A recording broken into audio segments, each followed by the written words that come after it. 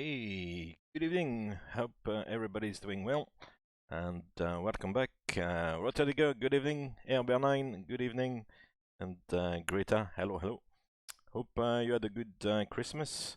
Here we are in Denver for week 16. Week 17, actually. Week 17 of the NFL Tour today from Denver to LAX to fly Denver Broncos, the Los Angeles Chargers. So that's quite a nice flight actually, going to LAX. And today looks like LAX is going to be easterly facing, so just a little bit different from the usual LAX. So it's looking quite exciting actually. Good flight ahead, 2 hours roughly, flying time, 36,000 feet, so should be a good one. And today it's United 1616, which is a real flight actually, and it's going in the next few minutes from what I understand. So however, it's not on 777, it's on the 737 MAX, I believe. Starting with a bang today. Fantastic. Cool, thank you very much, sir. I appreciate it, thank you. And yeah, without further ado, we'll jump in and get the show on the road for what is probably the last stream of the year. So hopefully everything is gonna go according to plan. I'll jump in and like always bring FS to crew. Work, yeah, here is do the PF events. Hi, Captain. How are you today? I'm great. Nothing less than great. And at minus 40. Stand up for the walk around. I'm out for the walk around. Have a good time. It's minus 6. So a little bit chilly. Yeah? Early on in the morning, I think it was minus 11. So there you go. It's warming up. Soon they'll be wearing t-shirts and shorts. There you go. Right. So this is done. Well, we'll have checked all the aircraft information. Everything is working. There's no gimmicks today. And we'll put on the Adiru, arm the emergency lights, and check the status page down here with the usual TCAS indication, which is normal. Hey, Space Agent, how are you doing? Good evening. So we'll jump in and do the FMC to start with. So the model is still the 300 ER G90 engines, 115,000 pounds of thrust. The Iraq is still 2112 until tomorrow. Tomorrow is today is Wednesday, isn't it? Yeah. So tomorrow Thursday. So tomorrow will be a new Iraq cycle. So get ready for it. Get ready for the update. We are in KDEN, Denver, Colorado. 5,500 feet something of elevation here in the Rocky Mountains. So we are in Denver. We'll do the route request like always. KDEN. It's gonna give me a list of routes from there. Not going to Cleveland. We're not going to Newark. LAX. Here is a request. Cool. So yeah, I hope Christmas went well, and that Santa was generous to you. Here's the uplink, so we can clear that message and load the uplink like this. Cool. Excellent. Right, so the route 1 uplink loading message we can clear. So we've got now the origin airport, Denver, destination KLAX. The flight number today is United 1616, which, as I said, is a real flight coming off in the next few minutes, I believe. So that's quite cool. Funky call sign 1616. A bit of a tongue twister, actually. And the route is here to Werner, then to Zachary, Chess, and the Quebec 88 to Hackman.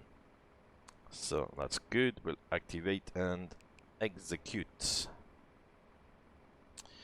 Okay, then on the perf init, like always, I'll reject it. I'll just quickly refer to the flight plan worked out today. The alternate today is Ontario, not in Canada, but Ontario in California, just east of LAX. So it's not too far, and the reserve fuel today is 6.8. So we'll enter 6.8 here, the reserves. And do we have ATC on the route today? For the moment, it doesn't look like it. It's only Edmonton, which is on in the US. We've got Atlanta, but obviously Atlanta is far away. And San Diego is on, unfortunately. There's no SoCal approach or no LAX or nothing for the moment. But it's a 2-hour flight, so by the time I get going and we get there, maybe somebody will come on. So fingers crossed. But for the moment, no, it's quiet. It's I guess it's a little bit maybe early in the US, but the cruise level today is 360. Yeah, because what time is it?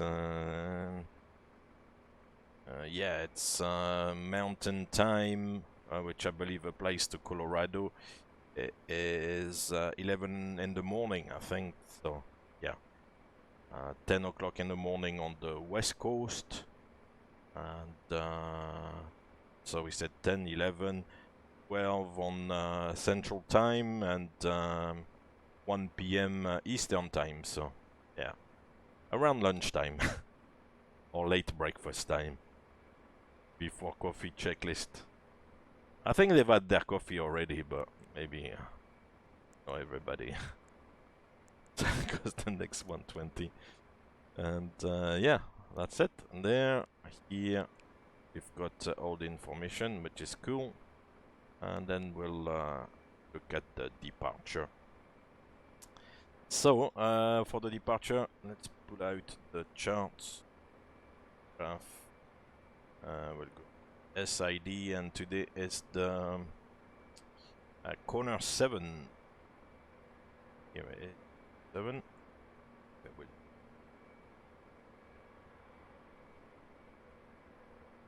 It's not actually too complicated. It's we're gonna go for runway 34 left, and basically it's straight ahead to about it says 5934 here. It's very accurate, you know, for 34 feet. So yeah, basically it's I think 400 or 500 feet above the airport, and then a left turn to a Foams initially, it looks like, then to a Tavern, Vaughan, Thibault, and then corner, and then the Werner transition here. So bad. What else does it say? Transition altitude 18,000, of course. Yeah, 5434 is the airport elevation, so 5934 is 500 feet above the airport. It's for turbojets only, blah blah blah. Radar required. All the text here. Runway 34 left, right is top altitude flight level 230. So we set flight level 30 up here already. And then we look at the FMC to make sure that everything is okay. So we'll go 34 left here and pick up the corner 7 with the Werner transition. Now we should have runway 34 left showing in route page number 1. And then we should have an corner 7 with the Werner transition to Werner. Correct. Execute. So we've got 353 is the heading initially. Yeah, 353 heading, which must be the runway heading as well. 353, and then we turn left to our Foams, 10,000 feet. Yeah, that's correct. So we have to wait until we pass Foams to climb further. And although 10,000 feet, you might think, well, it's gonna happen quite quickly, because you know the airport is at more than 5,000 feet. You know, so actually 10,000 here means 5,000 feet above the airport. So it's gonna happen quite quickly actually. And then we've got 12 at Tavern, 14 at Von. There you go. Thibault is 16, Corner is 17 on the next page. Yeah, then to World. So that's correct. That's good. Excellent. Then on route data, we'll load the winds like so.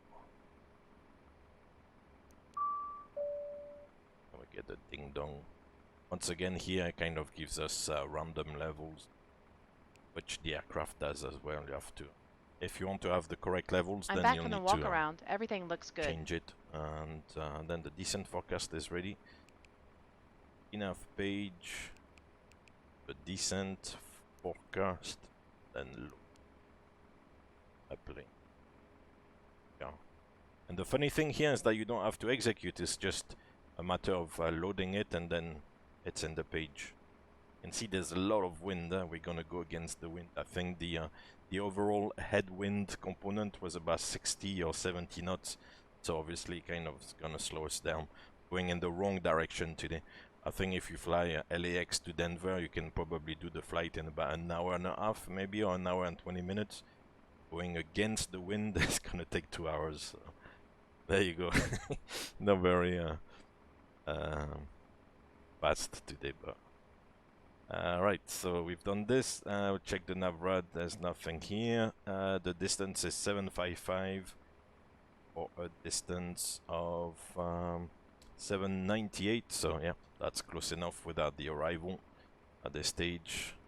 We'll do a route copy onto route 2, then back to route 1, and yeah, everything is good here. Transition 18,000, that's correct. Beautiful. Alright, so we'll close the doors here to get rid of the catering. Yeah, I can see the R2 and the R5 door closing, so the catering should go away. They're lowering the truck. Cool. Excellent. Beautiful. So let's do the boarding. Request boarding. We're not gonna board 500 people. 35. Enough. Here we are. Cool. So, inches of mercury will change here in the FS panel. Of course, the QNH was quite low, it's 2967. And we'll switch on the flight director. Now we got the track 353 and flight level 230 initially, just in case ATC pops up. We'll test the oxygen for what it's worth. It's a shame we cannot open the lunchbox here. It will be cool. Because if you flip the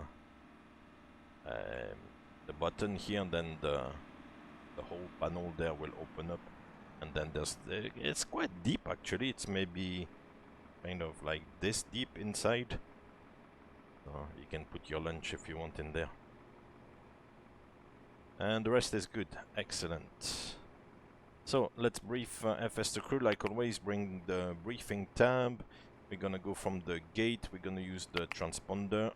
We'll reduce the thrust, of course. The aircraft is relatively light. We've got 23 tons of fuel to get there. Zero fuel weight is about average 220 tons.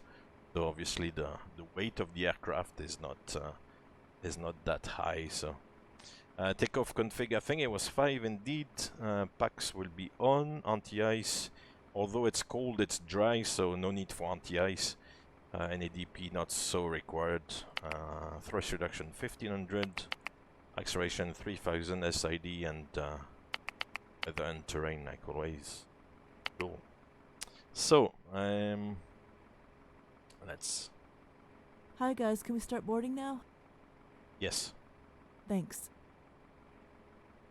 At -19, do the pre-flight for FS to crew in the background.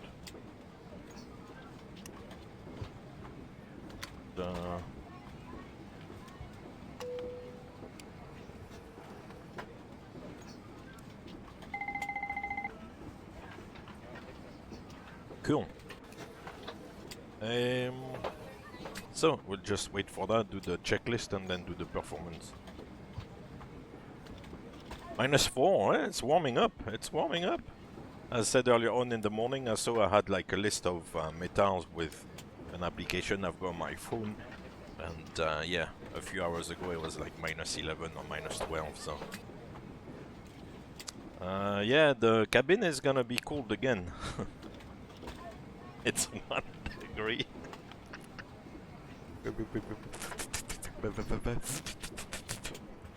It's gonna warm up. Alright, let's fire up the APU then, huh? Gosh, it's even colder.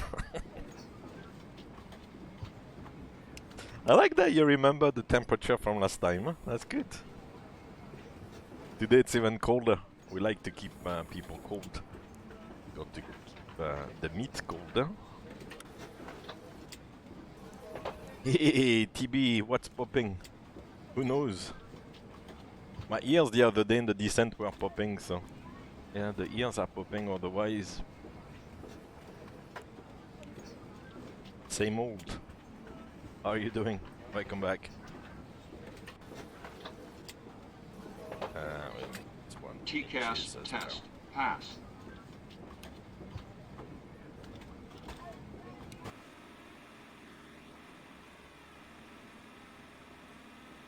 There was a little bit of traffic, oh yeah. Still here. I am ready for the there was a checklist. couple of aircraft on the other side earlier on when I connected, so... Kind of easy enough. Oh, she's ready for the checklist. Yeah, it's warmer. It's gonna get warm with once people get on. It's and as I said the other day, you know, with the entertainment system on, all the TV screens and everything actually generates quite a bit of heat, even if there's no APU running for the air conditioning. The TV screens and stuff generate a lot of heat. So the 1 degree there, I'm not really sure is realistic unless all the doors were opened and it was really windy and you know there was like a lot of draft going through the aircraft, but otherwise I don't think the 1 degree there is very realistic, so. But anyway, the APU is not running, it's gonna heat up nicely. If I do the packs on, oh yeah, they are on, cool. It should warm up, let's have a look. Yeah, it's already 10 at the back, and it's increasing. 11, 14 now here, 11 again here. It's definitely heating up.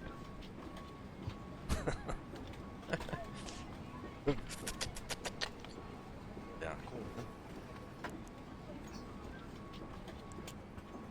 Cool, let's do the checklist. Pre-flight checklist.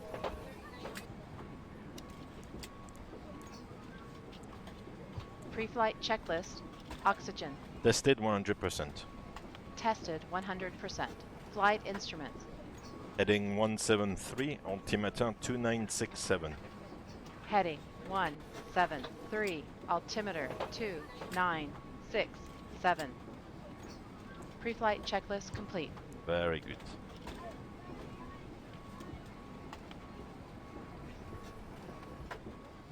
Ground flight deck. Go ahead. Please disconnect the ground equipment. Roger. Right, so let's do the performance and then we'll be good to go. So zero fuel weight today is 219.6. Relatively heavy. It's about 50 tons of payload, so not too bad. Fuel is 23.2, so that gives us a gross weight at the moment of 242.8 minus a bit of taxi fuel to go to the runway, of course. The takeoff will be about 242 tons, so not too bad. But you have to take into account that you are sitting at 5,000 feet, so the elevation kind of is penalizing for the performance. However, there is a long runway. I think the runway is more than 3,500 meters or something, so it's a huge runway. And also it's very cold, as we mentioned, so cold air facilitates, you know, and improves the takeoff performance, because with cold air, the air density is higher, so there's more air going through the engine, so the engines are performing better. Alright, so that's set. The assumed temperature, where did I put it? 56. And we'll leave it at that. Engine out is 1000 here, that's correct. Flaps 5, as we said.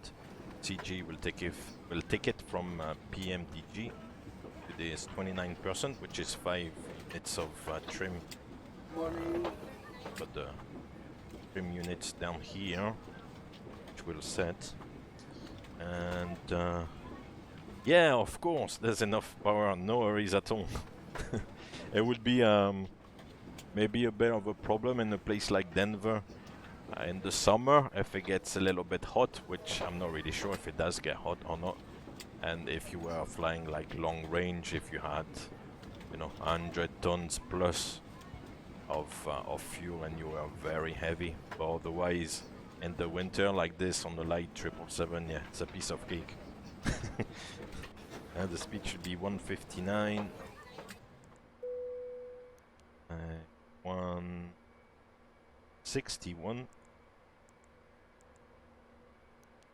and 163. Not bad. But once again, if you take those speeds as they are, and if you want to play like with engine failures and stuff like that, it's not really gonna work very well. Anyway, we'll do 250 now. Below, let's call it 16,000 feet, because once again the airport sits 5,500 feet above sea level, so the 250 below 10 kind of applies from the airport 10,000 feet above the airport. So to kind of take that into account, then you have to add the airport elevation to the 10,000. So we round it up and do 50 below 16. That makes sense. And then 360 is gonna look good actually. 360. Yep, it's gonna work perfect. Cool. So we got a V2 of 163. Which set here. Arm, LNAV and VNAV, we got track 353 for the runway and flight level 230. Hey Flaco, how are you doing? Yeah, of course, the density is something else, but the airport in itself sits at like, you know, 5,500 feet, so and then the density will increase, you know, with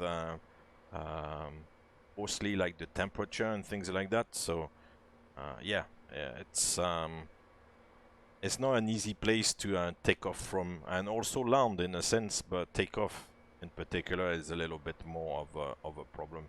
Above all, as I said like a few minutes ago, if you are in the summer and it's hot and you are heavy and things like that, then the aircraft are a little bit struggling to get going. But it's a long runway, I think.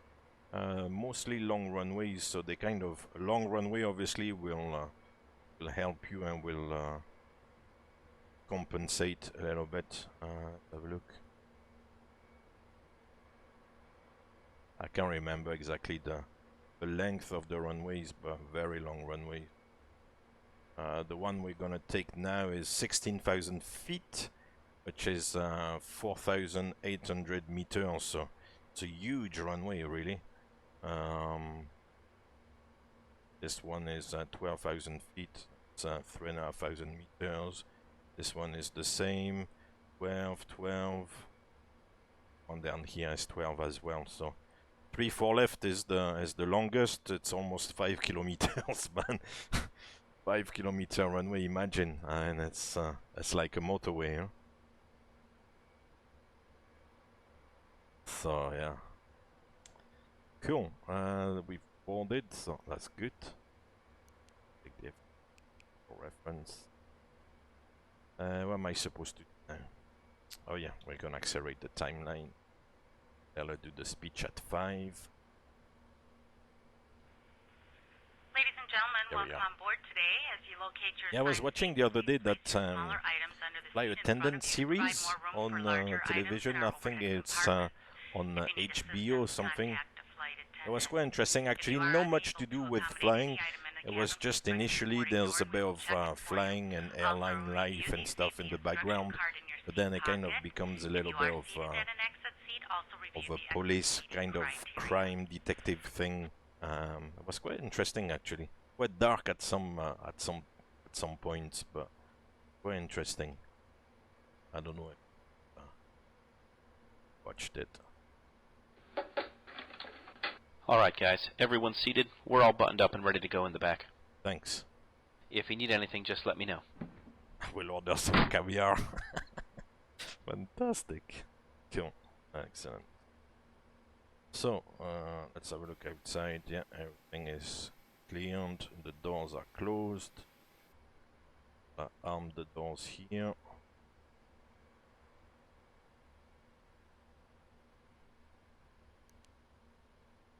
Doors, arm all the doors here.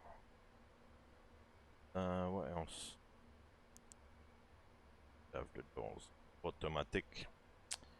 Cool. Let's do the checklist then. Oh no, the flow first. Before start procedure. Are we clear to pressurize? Yes. Okay. Cool. So FS2 crew is gonna pressurize the hydraulics. So all the demand pumps auto, and the primary pumps on. So on the primary pumps, there's still a fault light because the engines are not running. So the two pumps come on. I am ready for the checklist. Checklist. So what I've got to do is set the trim. 5 units. Oh, we'll come down here. 5 units of trim. Yeah. The checklist. Before start checklist.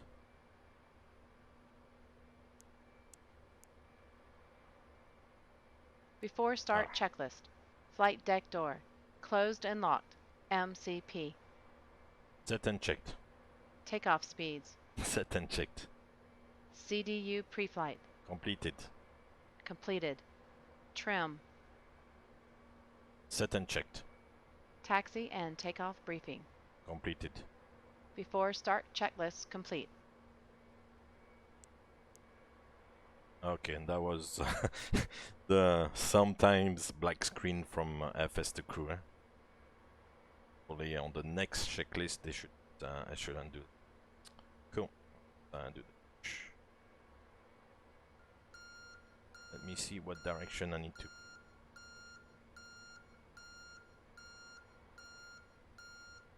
Oh yeah, push face right. Yeah. Okay. De-icing treatment, no. The stewardess said Due to icing conditions, Some games. Thank you very much for the follow. both pilots. Can you fly this plane and land it? Surely you can't be serious. I am serious. And don't call me Shirley. Thank you very much for the follow, Slim Gains. Welcome on board. Et bon après-midi, Beato. Hello, Captain. We're ready for pushback.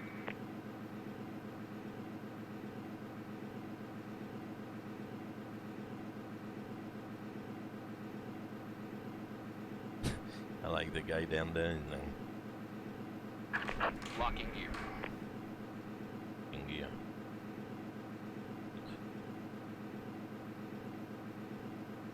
It's not a bad day in Denver, just a few clouds. It looks quite bright.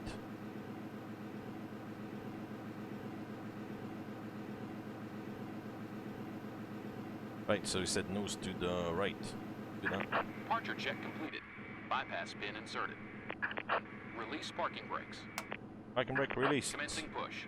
7 minutes Due to late. icing Damn. conditions, please stand by for engine start until push completed and brakes set. Slim Game's a little bit late. We're just pushing now. So, it's alright. You're forgiven.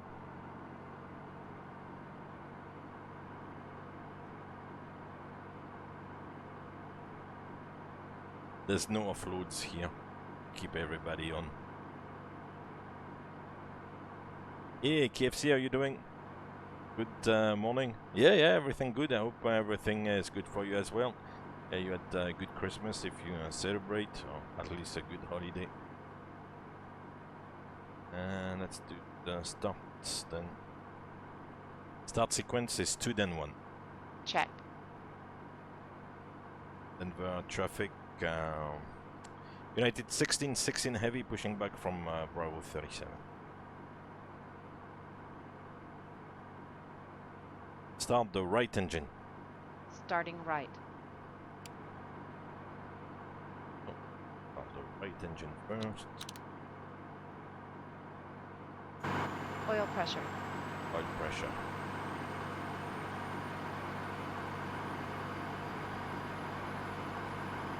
Oh yeah, well maybe come, you know, in FS20, I think in MSFS, I think FS2 crew will come on, I guess, at some point. It's no matter of if, I think it's a matter of when. Because of course it's the cash cow now, so.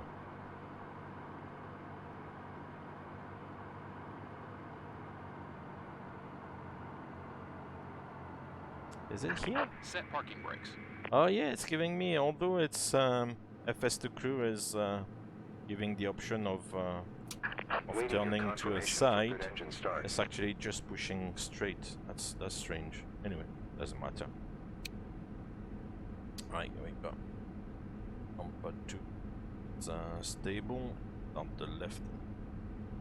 Start the left engine. Starting left. So the start switch up here on start. Once Down again, ladies here. and gentlemen, Oil welcome pressure. on board our flight today. This is the lead Control flight switch to attendant run. speaking. Please Hey, direct your salut attention to the Speedburn, ça cabin va? crew for important safety Ça va, information. merci. There Samous, is an Samous. instruction La card in your gaz. seat pocket that illustrates the safety equipment on this aircraft. Look at those beautiful engines. Regulations require compliance with this information as well as all crew instructions, lighted information signs, and posted placards. Fasten your seatbelt by inserting the metal tip into the buckle. Tighten by pulling on the belt. To release your seatbelt, lift the metal flap on the buckle. It is our policy that you keep your Beautiful. seatbelt fastened at all times while seated. Right, so far so Doors good. are clearly marked with exit signs and instructions for door operation. Each I'm door not sure is why equipped with an escape FS2 crew line. doesn't pick up the turn Locate there. the exit Oh, I nearest mean you, and GSX on the nearest push. exit may be It pushes behind like you. straight instead of In an emergency, lights will illuminate pushing the aisle. that one The side. cabin is Oh, pressurized. cool. If Departed there is a loss of cabin pressure, a Gatwick panel to will go open to and oxygen the masks Krakow. will Echo appear. Papa Kilo Remain Kilo. seated with your seatbelt Yeah, I fastened think it's and pull a Krakow. mask Not toward sure. you to start the flow of oxygen. Cool. Oxygen Good will be starts. flowing to the mask even though the bag may not inflate. Cover your Good nose and engine mouth with the starts. mask, place the elastic band around Flaps your 5. head, and tighten Flaps by pulling 5. on the ends. Secure your own mask before assisting others. Your seat bottom cushion may be used as a flotation device. Pull up and remove the cushion. Hopefully Upon I have the exiting flight the control aircraft, page, so place we your check arms the around flight the cushion and controls. hold on to the straps located Up. on the back. This is a non-smoking Down. flight. Smoking is not permitted in the cabin or Unlocking gear. lavatories. Cabin lights Right. will now be turned off. Reading light buttons are located above This your bad seat. boy Thank you there. for your attention. Tow truck disconnected. Bypass pin removed.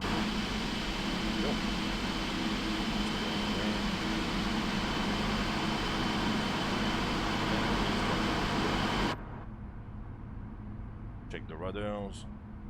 Left.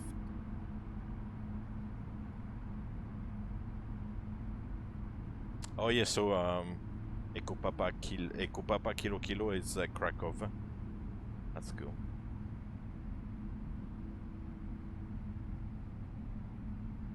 Checklist.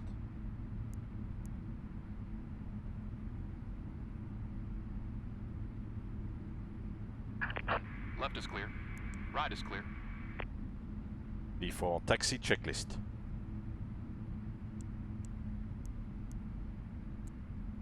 Before taxi checklist. Anti-ice. Auto. Recall. Checked. Flight controls. Checked. Ground equipment. Clear. Before taxi checklist complete. Clear left. Clear right. Oh god, there's somebody taking off in the opposite direction. What's the weather? Maybe the wind is maybe turned. Don't know. It's the latest. 100 at 7. Yeah, it's a crosswind now, pretty much. Yeah. Anyway, I'm not gonna change now because it's gonna become a bit of a mess otherwise. Cool, let's go. Denver traffic United 1616 taxiing to runway 34 left. Let's go.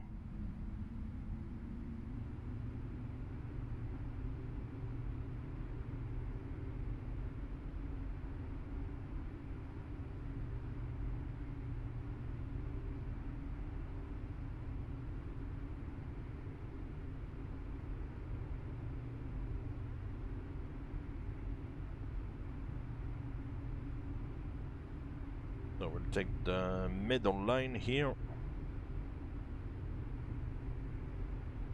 Hopefully.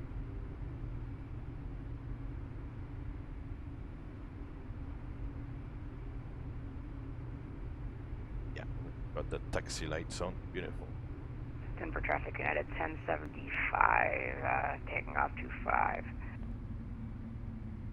Yeah, I was thinking of 25 actually, because 25 goes in the right direction since LA is to the southwest. Taking off from runway 25 would have been good as well, but it's pretty much the same. Everybody is ready for taxiing. The cabin is ready, so I'll go on. The cabin is ready. I'll go on the terrain actually. Oh, mind you. Cabin crew, take your seats. I'll go weather. Yeah, because FS2 crew sets the terrain display here.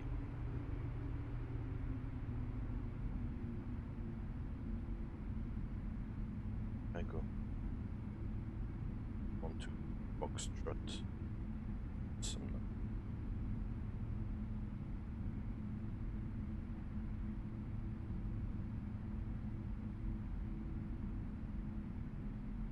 before takeoff checklist.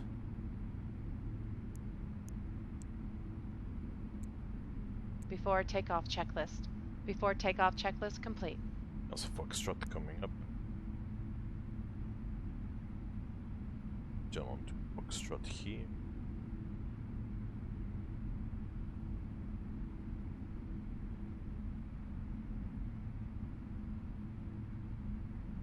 Everybody ready for taxiing?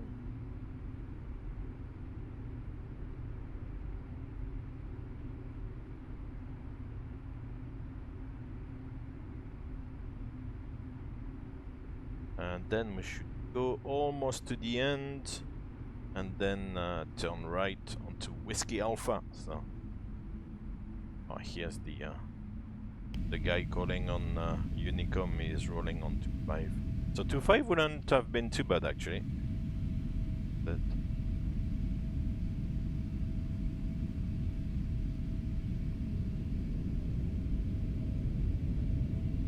maybe a little bit more of a tailwind on 25 now, because if the wind is 100 or 25 it will be a bit of a tailwind, but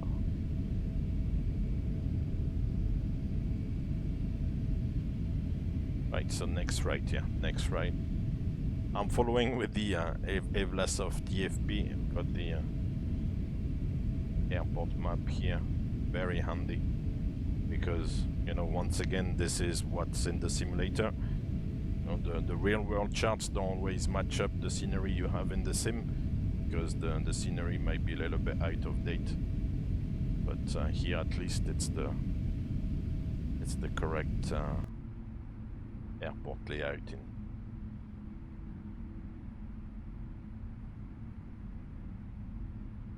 Otherwise you just have to look at the taxi signs, but the taxiway signs sometimes are also a little bit difficult to you know, to spot and are not maybe always placed properly, or there's maybe not enough of them. But it's nice to have the EFB on the side.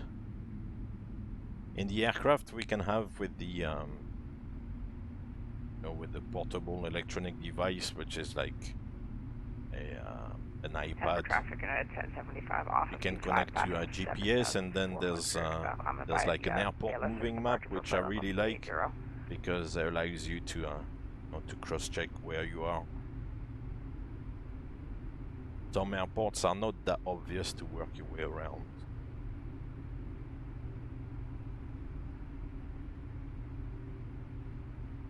Oh yeah, the tailwind definitely influences the takeoff. You know, you'll need more runway, more power to get airborne with a tailwind than if you had a headwind.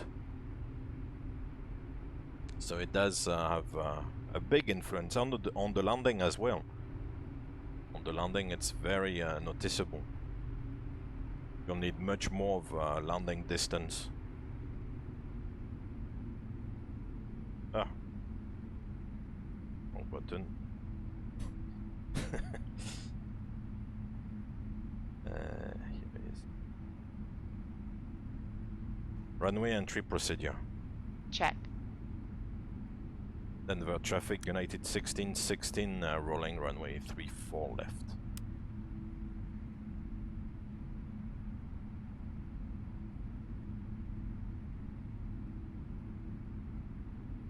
Right, so it's clear on the left, clear on the right. Approaching 34 left. That is checked.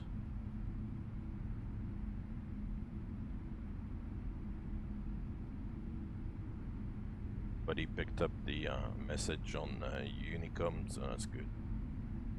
Traffic. But he taking off from 25.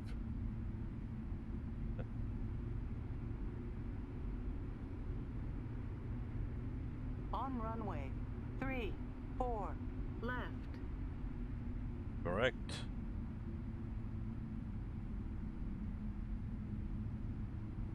Excellent. 353 is good. Let's go! Let's go, let's go! Right, this one is in sync. Denver traffic in 91102, taxiing runway 17 right, west departure, Denver.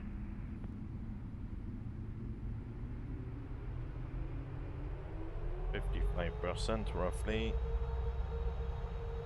Takeoff. Check. Thrust ref.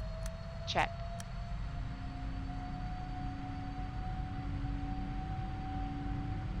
Thrust set. Check.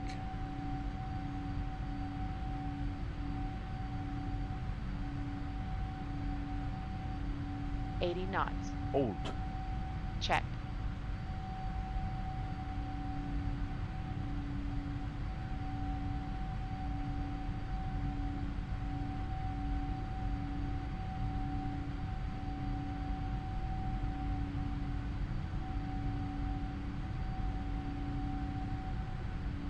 V1.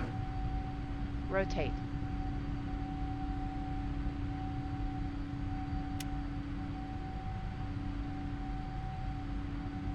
Positive climb. Europe. LNAV. Check. 400 feet. Thrust ref. Check. Enough speed. Check.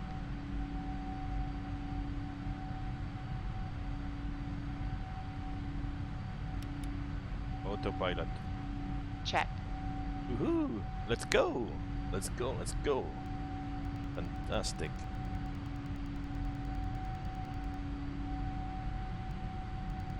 Oh, it's FS2 crew, Slim Games. Climb. I'll send you a little explanation.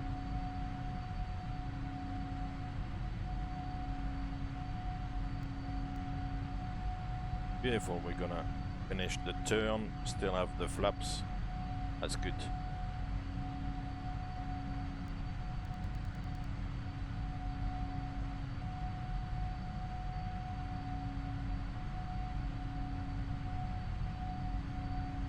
huge airport complex actually. It's mad. Denver traffic at 91102 is taking off runway 17 right, west departure, Denver.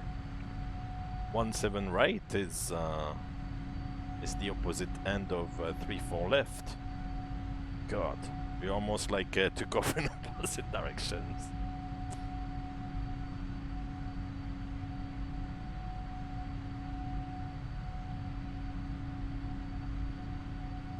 Flaps 1.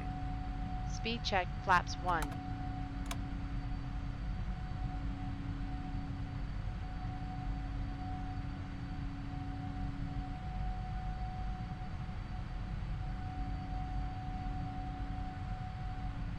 Flaps up. Speed check, flaps up.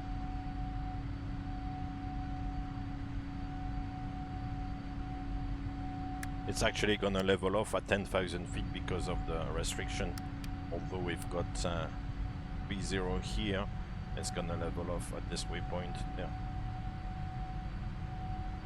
After takeoff checklist.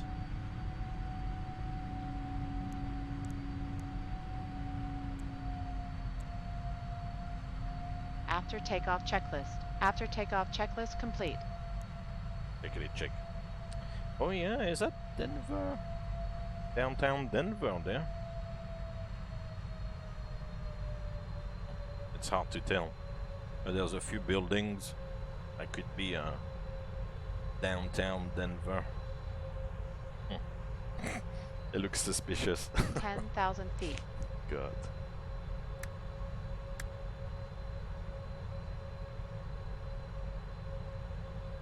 Hydrate. Yes, sir.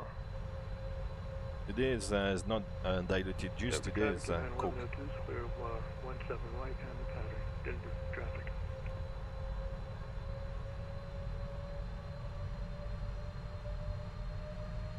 That's it. And now it's gonna resume the climb. Therefore.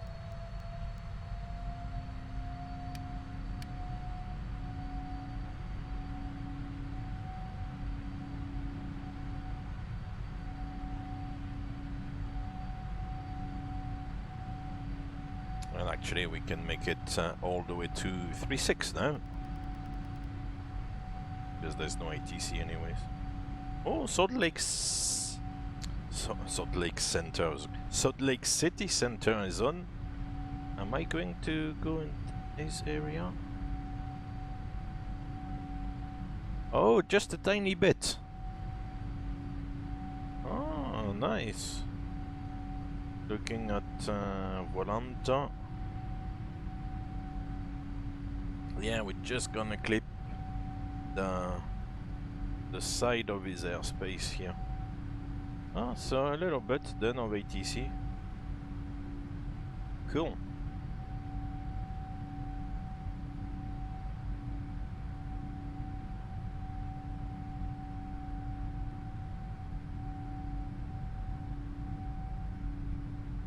Oh, is that the...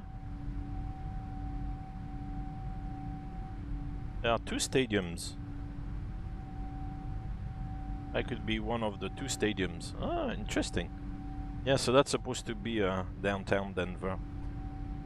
For what it's worth.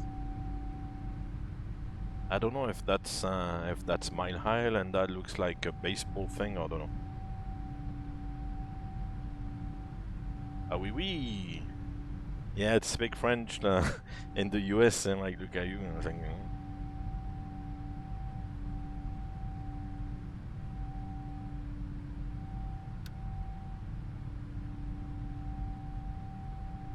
Right, and now it's gonna pick up the speed and accelerate to 320 knots. Those clouds are quite nice actually. It's good.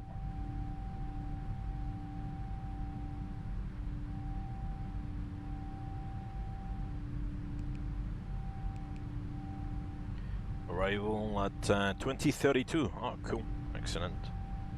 About, yeah, about 2 hours to go. A little bit less.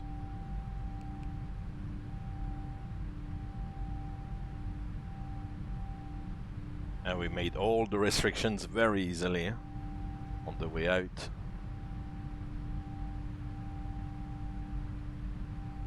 Right, so we're approaching transition altitude. So we'll reset the altimeter to standard now. And now we're gonna fly flight levels. Beautiful. Let's see if the engine anti-ice is gonna kick in. We are on the soup, it's -4. With active sky, it's really slow to kick in because it doesn't detect the icing. So you really need to have like the proper conditions, which active sky doesn't really give. So we'll wait until we go past the cloud layer and then release the seatbelt sign so that the virtual passengers can move around.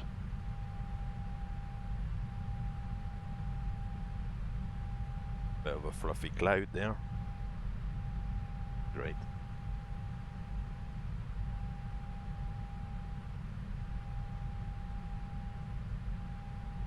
Cool. Excellent. I like that.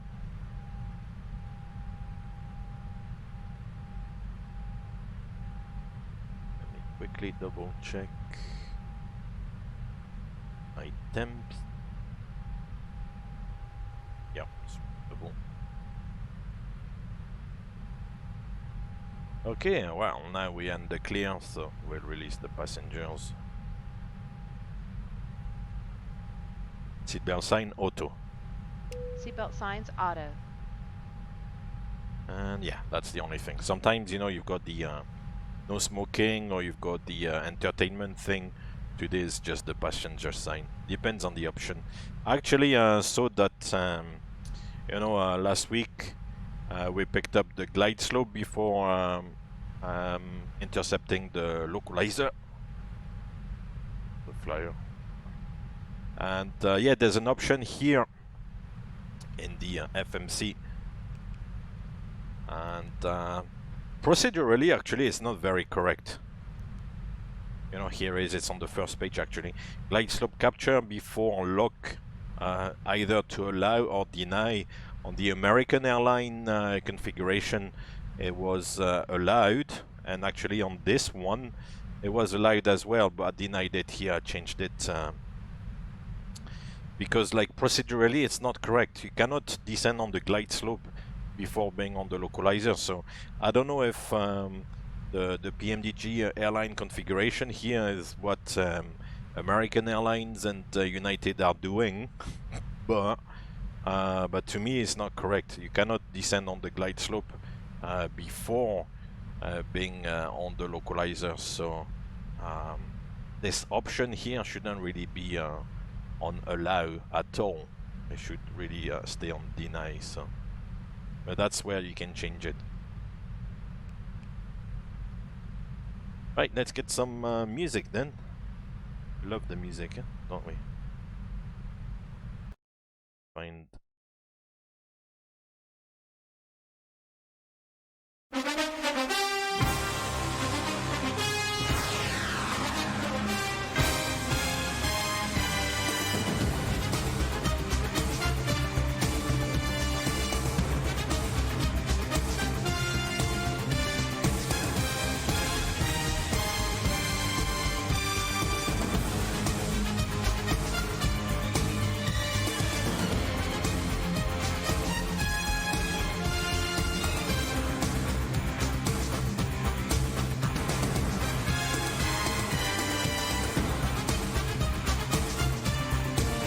Let's go.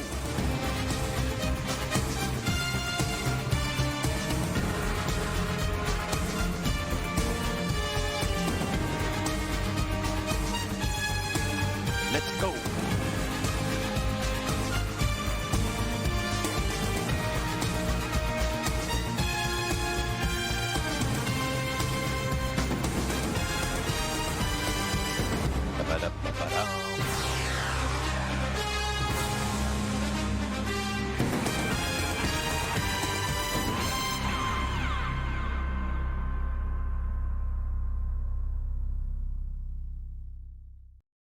Beautiful. There are actually some nice views there. Yeah, now we're going towards the mountains. As soon as you leave Denver, then you start going towards the mountains. So it's beautiful. There's a bit of a cloud cover, but... Oh, really? I didn't know you had a fear of flying. You know, as I wrote into the Discord server, I actually thought he was already dead. Totally confused.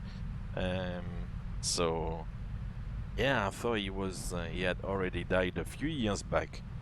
I don't know why I was under that impression, but that was that was weird.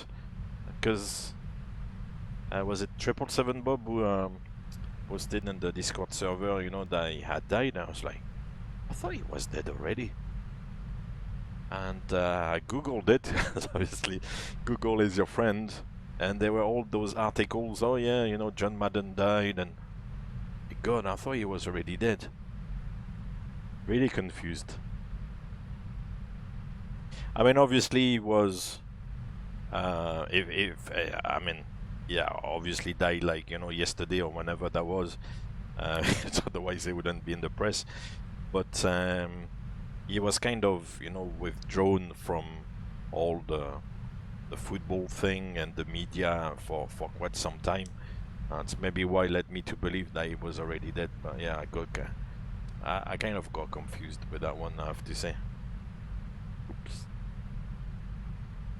Because I think there was on Christmas Day there was a program with him, so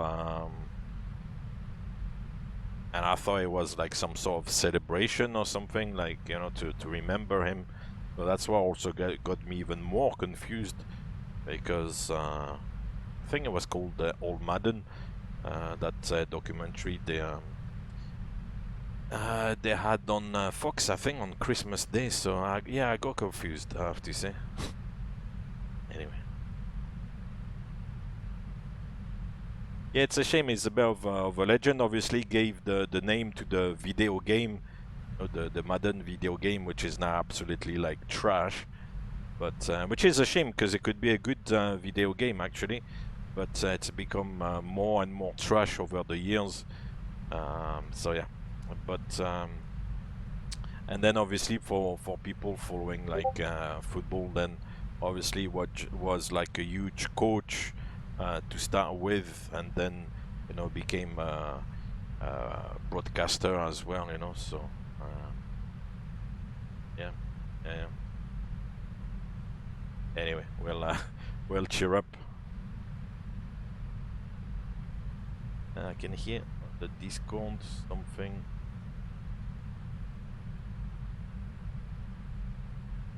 Hey, KFC Turbo, cool. Welcome, welcome.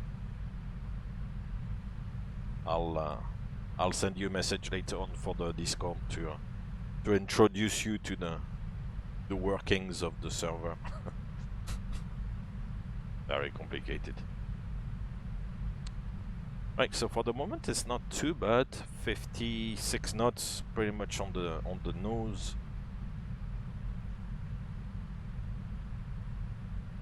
Decimal 84 is good speed. That's nice.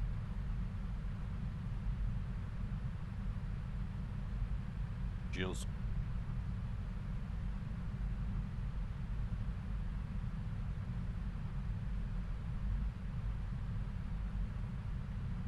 Yeah, I think to go back to John Madden, I think it was a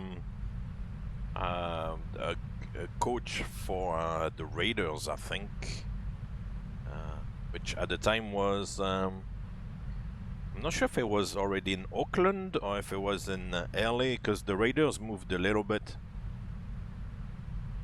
I think mostly it was in Oakland, but at some point they were in LA, then went back to 1,000 feet to Oakland, level off. and now they are in Las Vegas, so which is a little bit weird. Think of Raiders in Las Vegas, but that's the way it is. I think there was a problem with Oakland where they were lost, where they wouldn't build like a new stadium and have people from the town or from the city actually pay a little bit for the stadium. So they say, oh well, we'll move and go to Las Vegas. Viva Las Vegas. Anyway, here we are, 36,000 feet. Beautiful. 63 knots on the nose.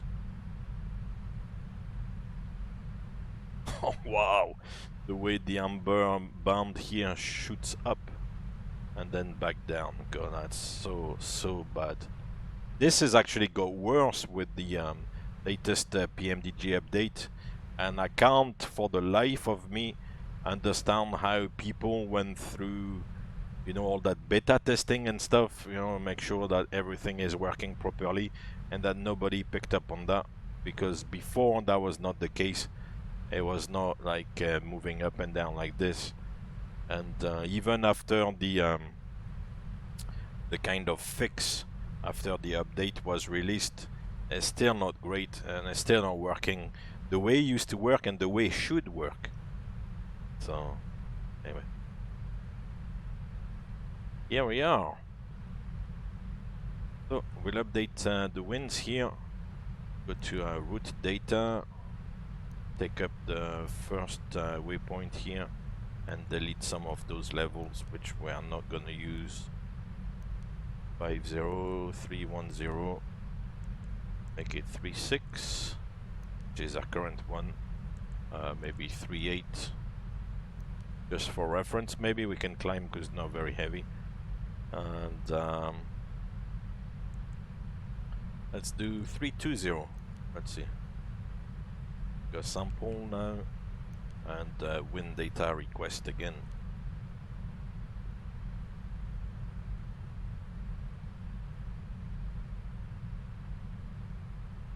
Salt Lake is still on. Beautiful. I think it's between Chess and Prompt, so we'll give them a call there.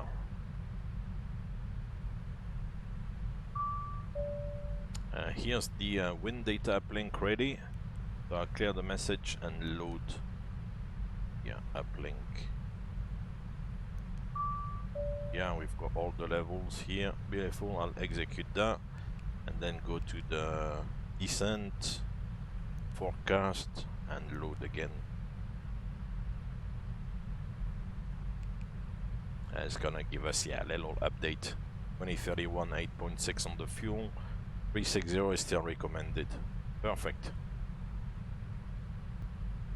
Otherwise, what we can do also is check the engine out. In case of an issue, we can go down to, in this direction, let's call it 260. But the maximum we could do on one engine now is 270, so it's updating. Yeah, no, 270.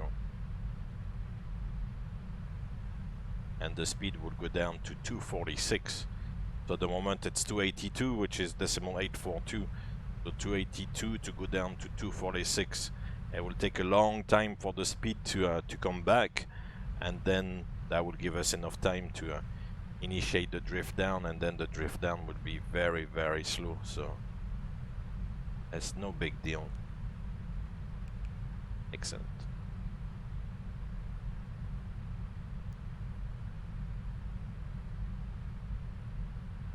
Engine.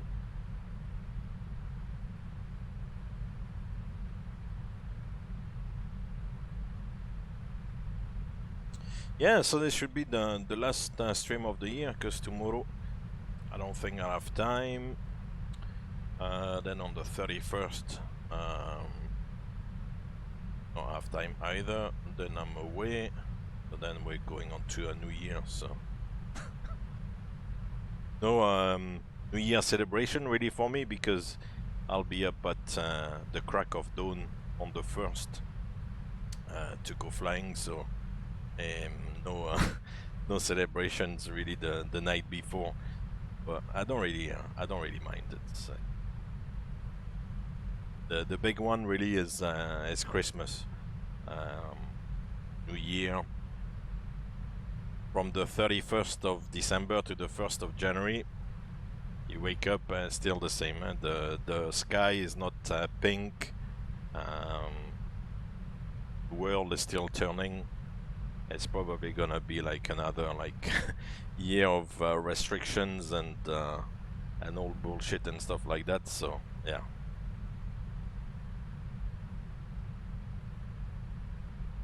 We'll get the Olympics. Is it on the 3rd of February it starts? We'll get the Olympics in China. I don't know how they're gonna do the Olympics because China is not letting anybody in. So maybe just the athletes. But after that, there's not gonna be a lot of spectators, or maybe just Chinese people. And then 2022 we've got. Oh yeah, the World Cup, the football World Cup in Qatar, which will be in November and December, which is weird because normally the football World Cup is in the summer, kind of June, July, but this year will be in the winter because obviously in Qatar they cannot play in the summer. You know, it's like 45 degrees. Good luck playing football in that temperature.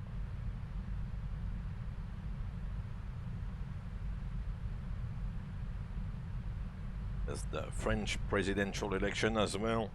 God. Yeah.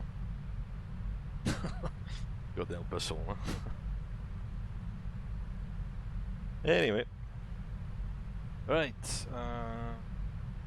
Actually, there was a change of plan today because with the weather in LAX favoring an easterly landing, the arrival is different from what I had originally worked out.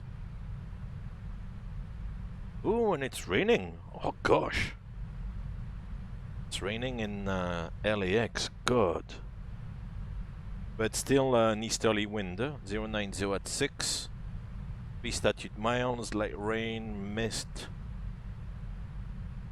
3 statute miles is what is 16, 16 and 16, that's 32, 48, it's about 5 kilometers. Yeah, it's a little bit reduced visibility. Huh?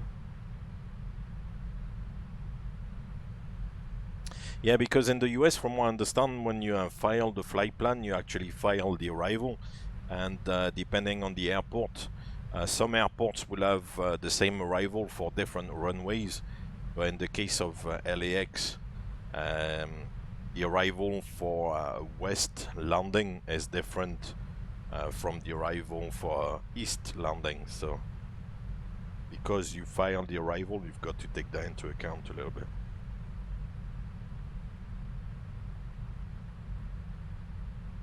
Yeah, the AO2 remark, that's I can't remember. I used to know all that stuff, but I can't remember now, and I'm not gonna hazard the guess. The AO2, I think it's maybe the type of precipitation detector or something like that, but yeah, I can't really remember. The SLP is the sea level pressure, so it's 1013.5. So what they do is they take away the 10 and they just keep like 13 and then 5 for the decimal. So. Oh, you had the RMK PP000. Yeah, as I said, I can't remember all that stuff. I'll have to double check in the documentation what it means. I don't think it's a biggie. It's not really important. The main important thing obviously is the wind, the visibility, any precipitation, and then the cloud cover, the temperature, of course, and the altimeter. The dew point in itself is not really of much interest, because you don't need the dew point for performance calculation. You don't need the dew point to tell, you know, how hot it is. The dew point is only useful if you are expecting fog, for example, or like, you know, mist, to give you an indication of how close the temperature and the dew point are. The closer the temperature and the dew point, the more likely it's gonna be, or it is, foggy. So that's the only, if you want, interest in knowing about the dew point.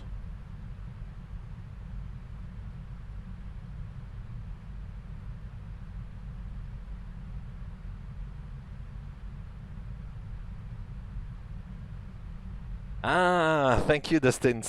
I was not too far wrong then. It's something to do with the precipitation sensor, yeah?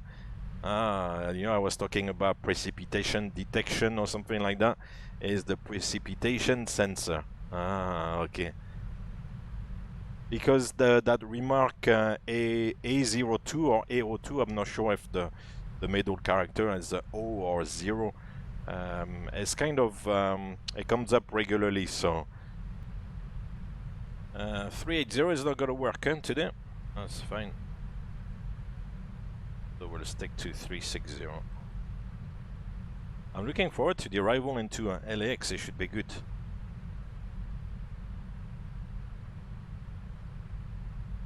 Yeah, the black hole effect on an approach is a real thing.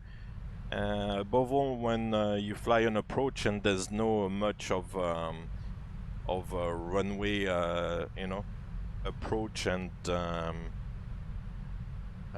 approach, you know, lighting system. Sometimes there's only just like runway edge lights. There's no runway center line, and if there's no much light around, you've got that feeling of a black hole. That's a real thing. That's something that you have to be very aware of. You know, fly the if you have like an ILS, fly the ILS, fly the guidance really, because some lights, you know, sometimes are dim on the runway side. Said you don't have like the runway center line, so you don't see things very well. It's yeah, it's a little bit difficult. And the black hole effect, or you can have also like when you don't have like a proper horizon at night. During turns and stuff, you can upset your sensory what is it called?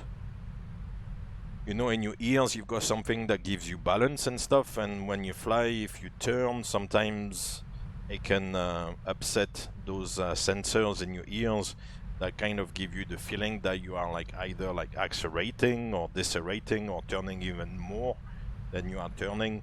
And then if you don't rely on the instruments to exactly know what's going on with the aircraft, then you could be tempted to turn even more, or, you know, turn in the opposite direction or something like that, which obviously is not like a desirable thing to do, because if you're already in a turn and then you turn even more, then you're gonna flip the aircraft over. So that's a real threat, you know, at night. All those black hole effects, indeed. Yeah, that's the thing, always stress the instruments, indeed. Yeah. So that's why they do. It's maybe easier to say than to do, but that's what you have to do. You know, trust your instrumentation.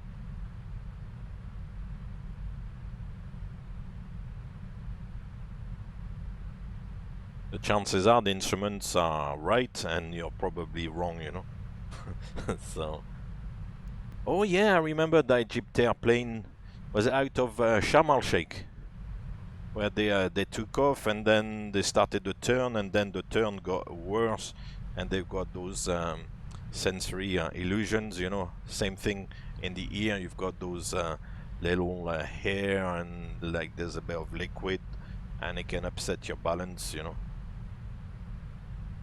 And then you lose track of where you are. Right, let's do a little bit of this.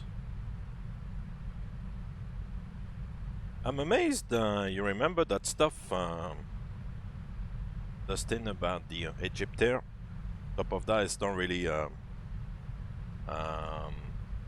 close to your part of the world, so I'm amazed you remember the Egyptair that you know, went down with the pilots having this kind of sensory illusions.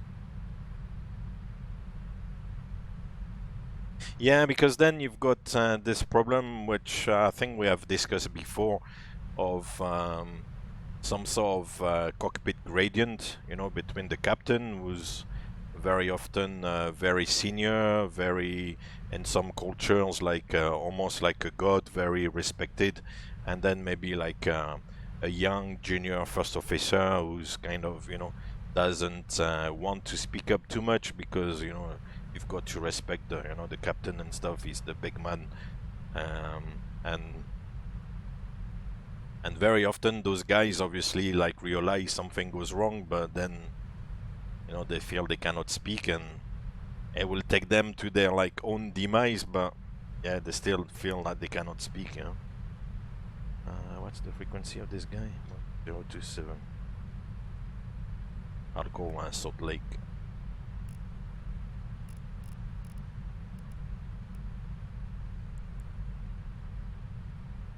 Delta 1772, ready to taxi to the de-ice pad. Oh, they are de-icing. Delta 1772, runway 19 taxi via Alpha. The de-ice pad will be on your right on the way up there. Via Alpha, Delta 1772, thank you. Salt Lake, good afternoon. United 1616 50360, approaching Chess. Headed 1616 Salt Lake Center, squawk 6024. Squawk 6024, United 1616. Oh, 6024. Delta 2045 radar contact, 25 miles. Oh, that's good. So we're talking about ATC. Welcome. Delta 2045, roger. Thanks.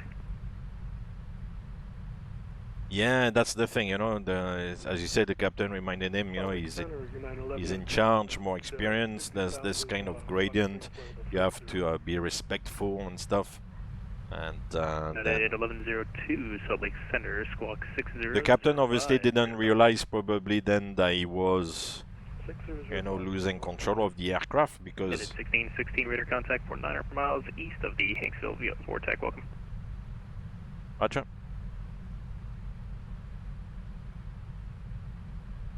That was nice and easy. So yeah, it's just this little section between Chess and Prompt. We're gonna be with him after that. It's gonna let us go again.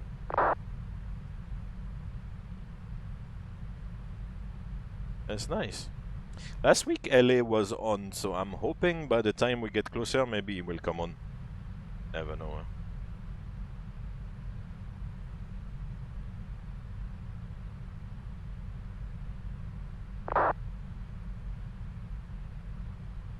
There's a lot of wind. 2045, 6 speed indicated. Now 74 knots. But once again, this is. We're indicating 310 and Mach 8. That's 2045, Roger. But this is very realistic. The wind is 74 knots there in this part of the world at the moment. Definitely realistic. Have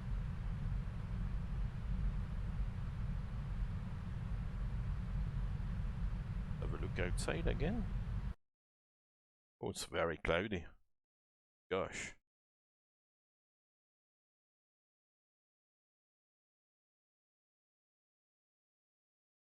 This is a beautiful part of the world as well. Going into Utah and then Nevada and stuff. Really nice.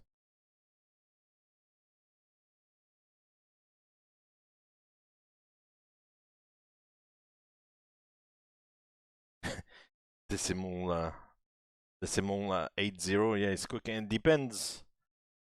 Oh, what's that down there? Hold on.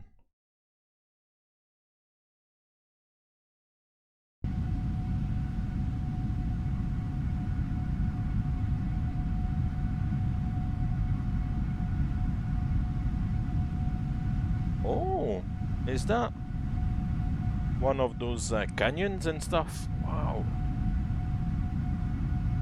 It's a shame there's a bit of cloud coverage there, but it looks like there's some sort of a canyon there, with the river obviously at the bottom.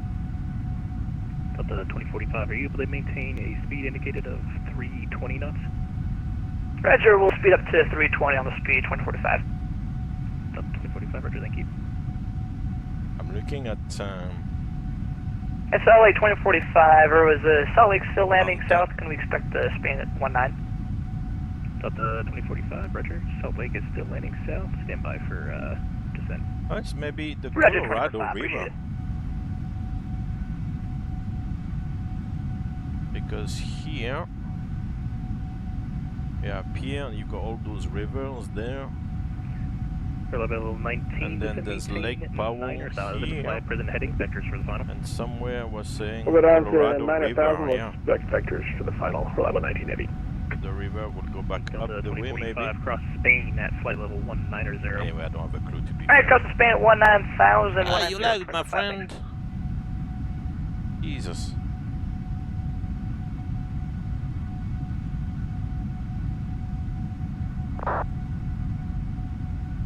That's nice. Yeah, that must be a spectacular part of the world. All those canyons and like very picturesque, most probably. And there's a couple of peaks here as well. Beautiful.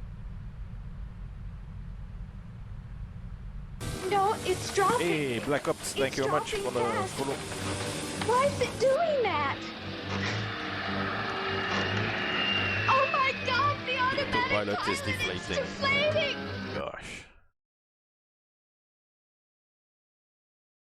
Yeah, I'm good. I'm doing good. Thank you very much. What about you? En route to LAX, where we're gonna fly actually on the opposite side of what is normally used in LAX. So should be a good one today. Weather is a little bit marginal.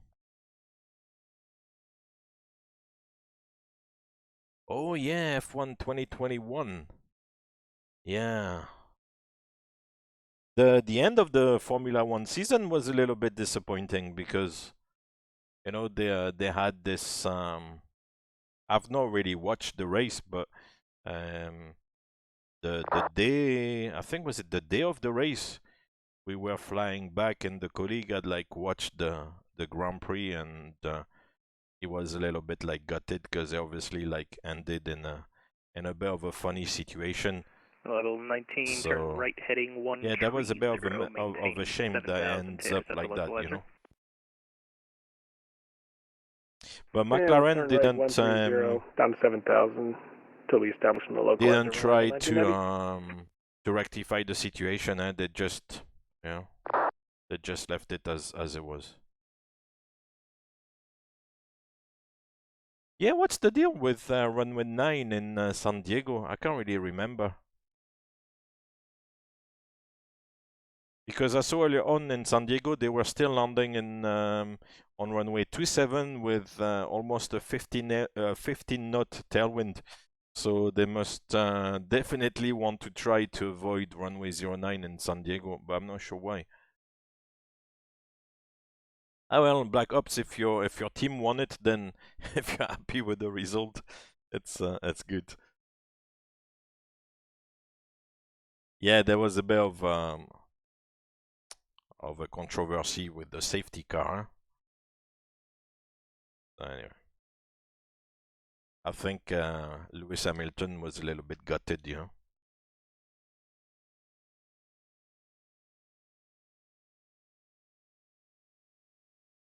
Salt Lake City Center, Skyway. I did say, I remember talking about it with a colleague that weekend, and I did say to him, I said, I hope it's not going to end up, you know, with a crash. That was 3926, Salt Lake Center, squawk 6050. I think if 6050, Skyway. none of the two pilots had none of the two drivers had finished the race, I think it was Verstappen who was winning the world championship. So I was like, you know, thinking it's gonna end up as a crash, and obviously Verstappen is gonna win the title by default, so to speak. And at the end of the day, something a little bit similar, you know, happened with the safety car and those lapped cars or whatever.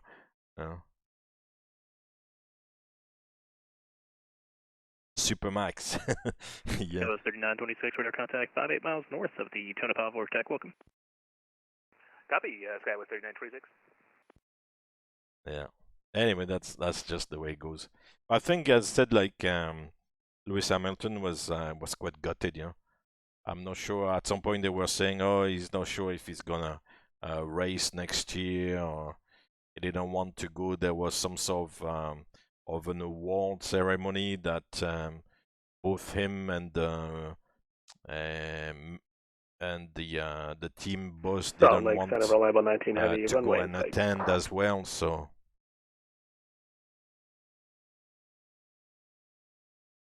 Reliable 19 heavy, cleared visual approach, runway 16 right, runway 16 right, cleared to land. Toto Wolf? Who's Toto Cleared Wolf? visual 16 right, cleared to land, 16 right, reliable 19 heavy. Sounds scary. I'm wondering who Toto Wolf is.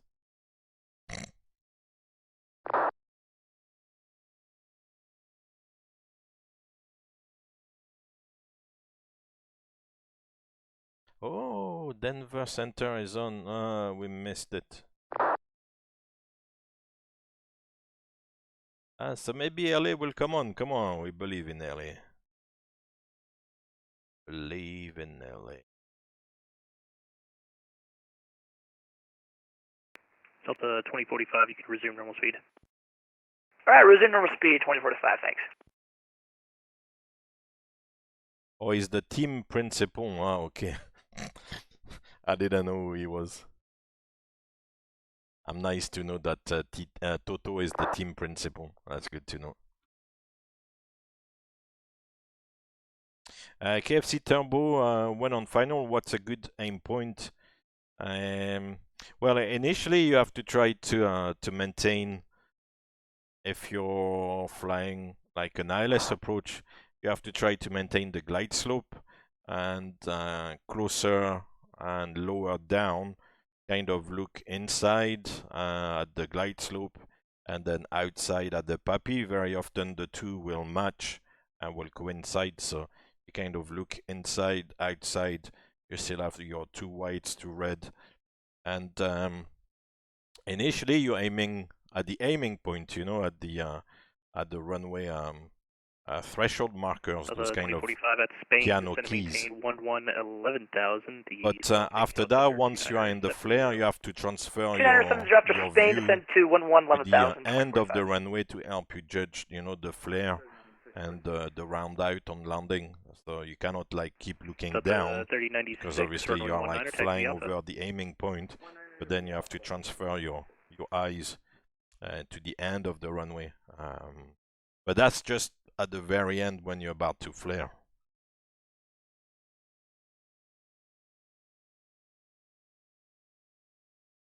But yeah, otherwise you have to aim for the piano keys, you know, for those big white markers, you know, on the runway.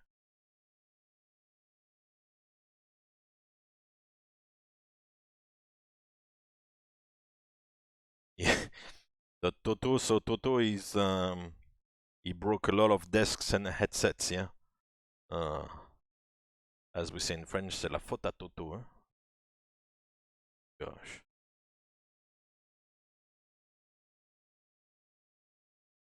Toto. I'm pleased to know about Toto, huh? It made my evening. Level 19, welcome to Salt Lake City. Exit left when able. Taxi to parking via Alpha Echo. Have a good day. Alpha Echo to parking. Reliable 19 heavy. Good day. Good day. Good day. Good day. Good day.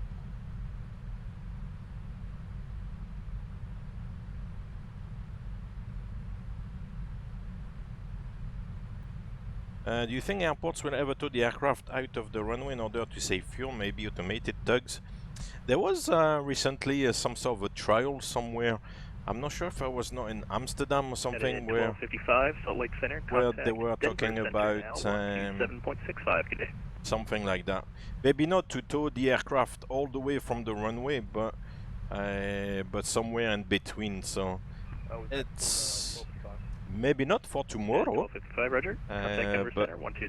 certainly maybe in the future. there'll be things like that to indeed cut on all the fuel emissions, you know.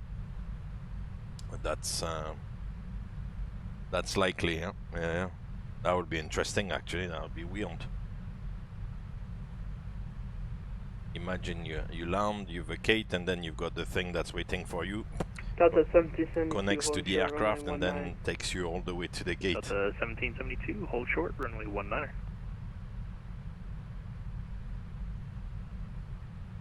Yeah, it's like in the...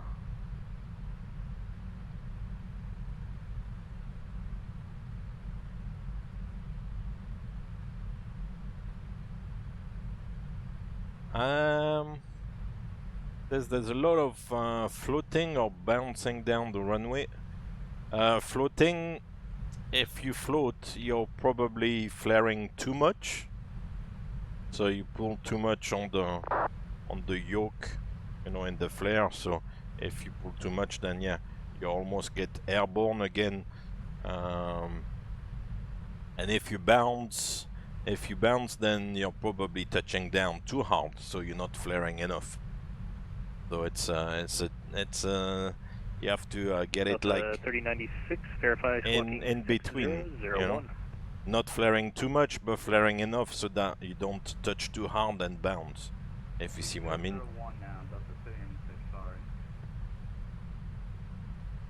Because like floating and 1535, leaving airspace, and bouncing are basically the opposite side of, you know, of the landing. Yeah. Thanks for safety. Taxi Comma 126.8. Have a good day, and since then, Happy New Year. Does that make sense? The 30. Yeah, you have to try to find the middle ground. Maintain. Yeah. Correction, radar contact. Say altitude leaving. Because bouncing, as I said, it's a hard landing. You're not gonna bounce if you land properly. And flaring is not not flaring. Floating is not a bad thing, but obviously at some point you need to get it down, and you need to get the aircraft down, you know, in the first third of the runway or something. So floating is not ideal. United 1616, leaving my airspace south, radar service terminated, frequency change approved, have a good day. Frequency change approved, United 1616, you have a good day as well, bye bye, thanks. Right, so leaving is airspace, back to 1228. Nice, now it's nice to have ATC.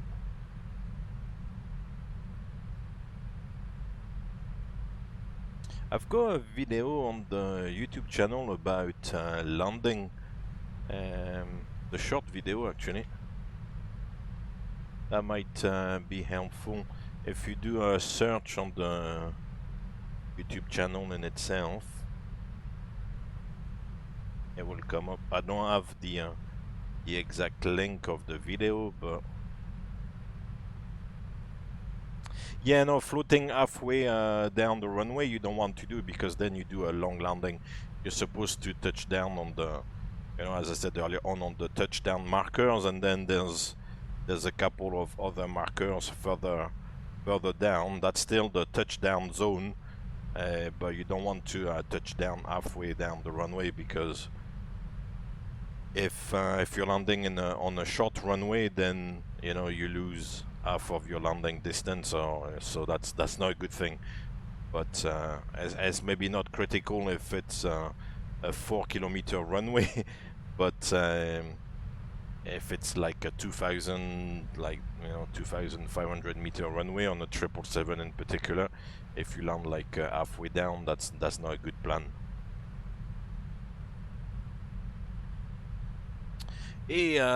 Just yeah, it's not very good in LAX indeed. Landing on the 7s, yeah, easterly facing today. It's good. It's gonna be something different. Normally it's 24 right or 25 left. At least today it's a little bit different.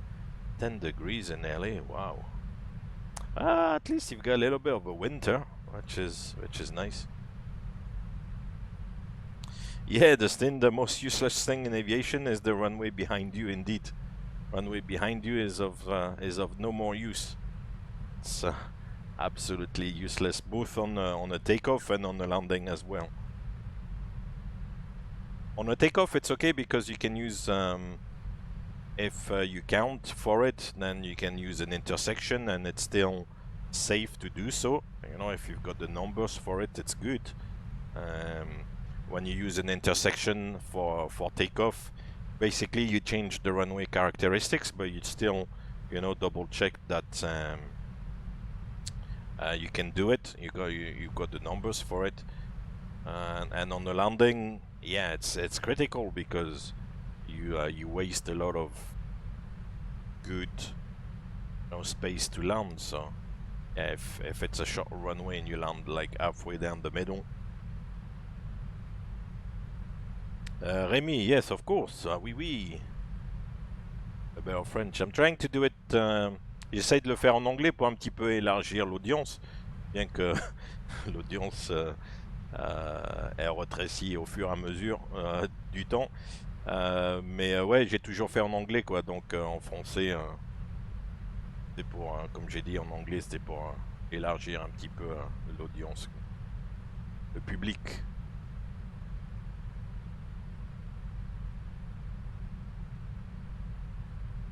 Ouais, une bonne idée, sans doute. À la rigueur, je pensais peut-être faire un stream un jour en français.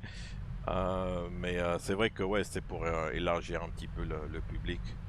Oui, je suis pilote, oui. Yeah, I'm a pilot, yeah.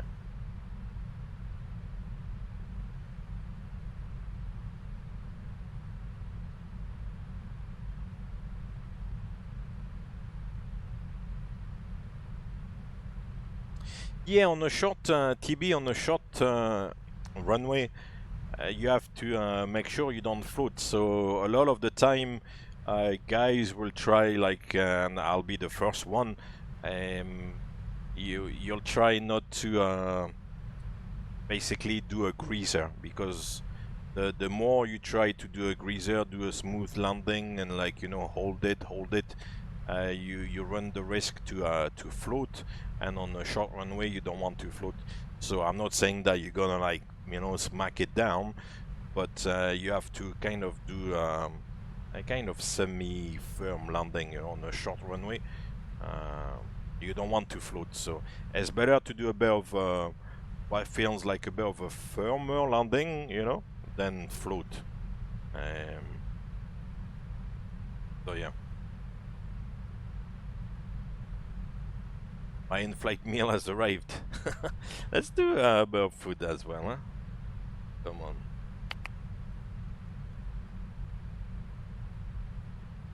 Let's ask for lunch. Hello? Some lunch, please. You bet. I'll be up in just a minute.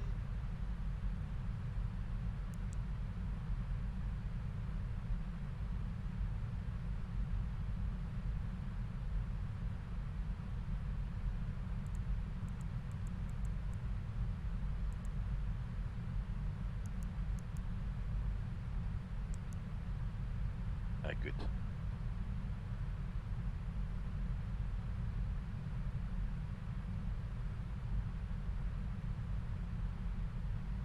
Oh, that's funny. No problem. The wife is learning, and she keeps talking to me in French. Hey guys, I've got your crew meals here and a few drinks too. Which one of you guys ordered the caviar? Thanks. Sure, anytime. Anytime. Fish fingers and chips with peas. Nice. Fish and chips then, huh?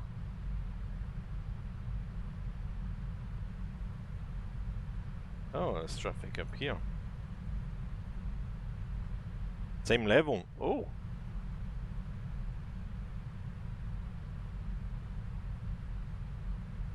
Eight miles. Oh wow, I'm lucky actually it doesn't it's close to trigger the TCAS. Where is he?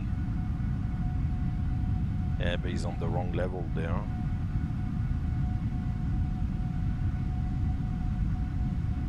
I can't see him on Volanta. if you're flying in a roughly easterly direction in the US, you have to fly on odd flight level number, so like 35, 37. If you fly at 36, you're on the wrong level. Yeah, it's about 8 miles away. Yeah, 8 miles wouldn't trigger the TCAS. Thank God for that. Remy, I'll send you the standard reply. I don't mean to be difficult, but I don't want to make myself notice too much. Keep it low profile, below the radar, you know.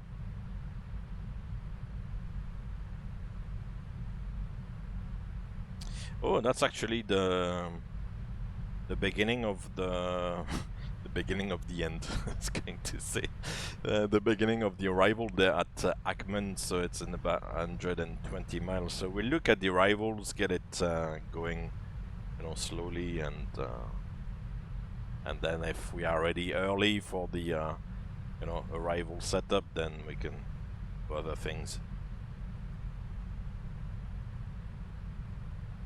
A place called Duras in France. Your brother moved to last year from the UK. Oh, nice. Duras. No, I mean, it's like in the UK you say, oh, I'm going to, I don't know, any town. I mean, you cannot know all the towns in your country. It's a big place as well. Oh, that's good. That's good. So is your wife practicing the French then? So that she can go and travel. Yeah, the last couple of years it's been difficult for the traveling and stuff. I know at the moment I think there's a restriction people from the UK to go into France. Mind you, I was reading just before coming online here that they had 200,000 cases in France yesterday or today. So yeah, it's everywhere now. The traveling restrictions are not gonna have too much of an impact now because it's everywhere. So, so yeah, what to do? Huh?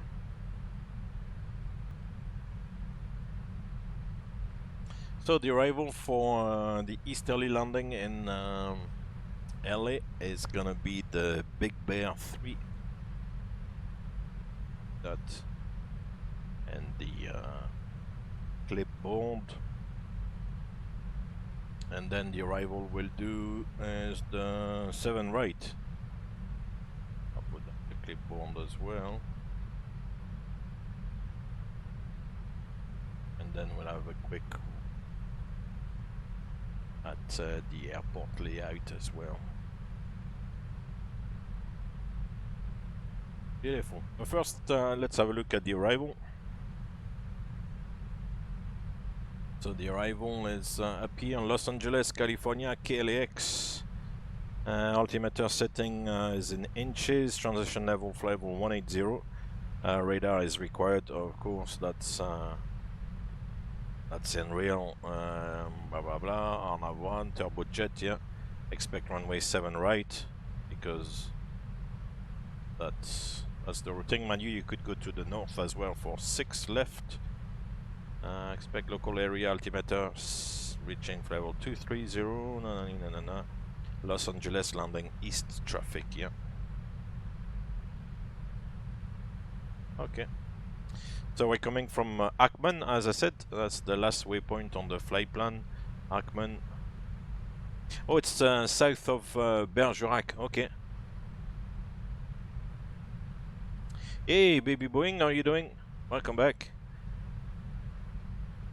Yeah, pretty much everywhere. Also to travel, I think you need like you know, a negative test to travel and all that stuff. So it's an immigration requirement, but also like an airline requirement and all that stuff. Vaccination also, yeah. But the vaccination is kind of shown that to prevent transmission and infection has not been great, above all with the latest variant. It's not working out as well as what they thought it would.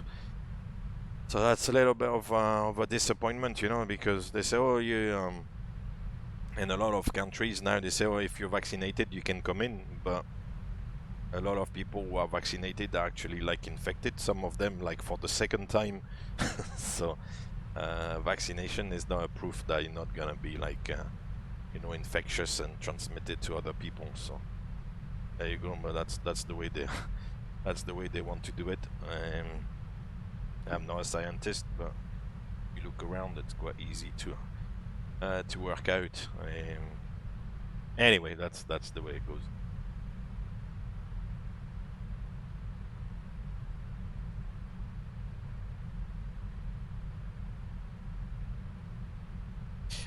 Can you hear that? Sounds like a train arriving at LAX. Choo choo.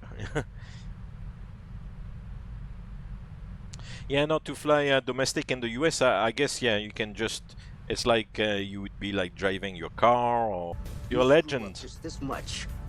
You'll be amazing. Flying a Thank you very plane full of much. rubber dog shit out of wow, Hong wow, Kong. wow. Yes, sir. Gifted 12 tier 1 subs to the community. Amazing. Thank you so much. Thank you on behalf of, who do we have? Yan42, Pale Hail, Cleo, driver of the bus, Mr. Kilrow, Boomy Firm, G-Fly, Fly for Life, Flip Whip, Grand Wazoo, Flacco, and Captain Evillian. Wow, wow, wow, wow, wow, wow, wow, wow, wow, wow. Choo-choo, inbound train. Fantastic. Thank you so much for those gifts. That's very kind of you. Thank you very much. Thank you, thank you.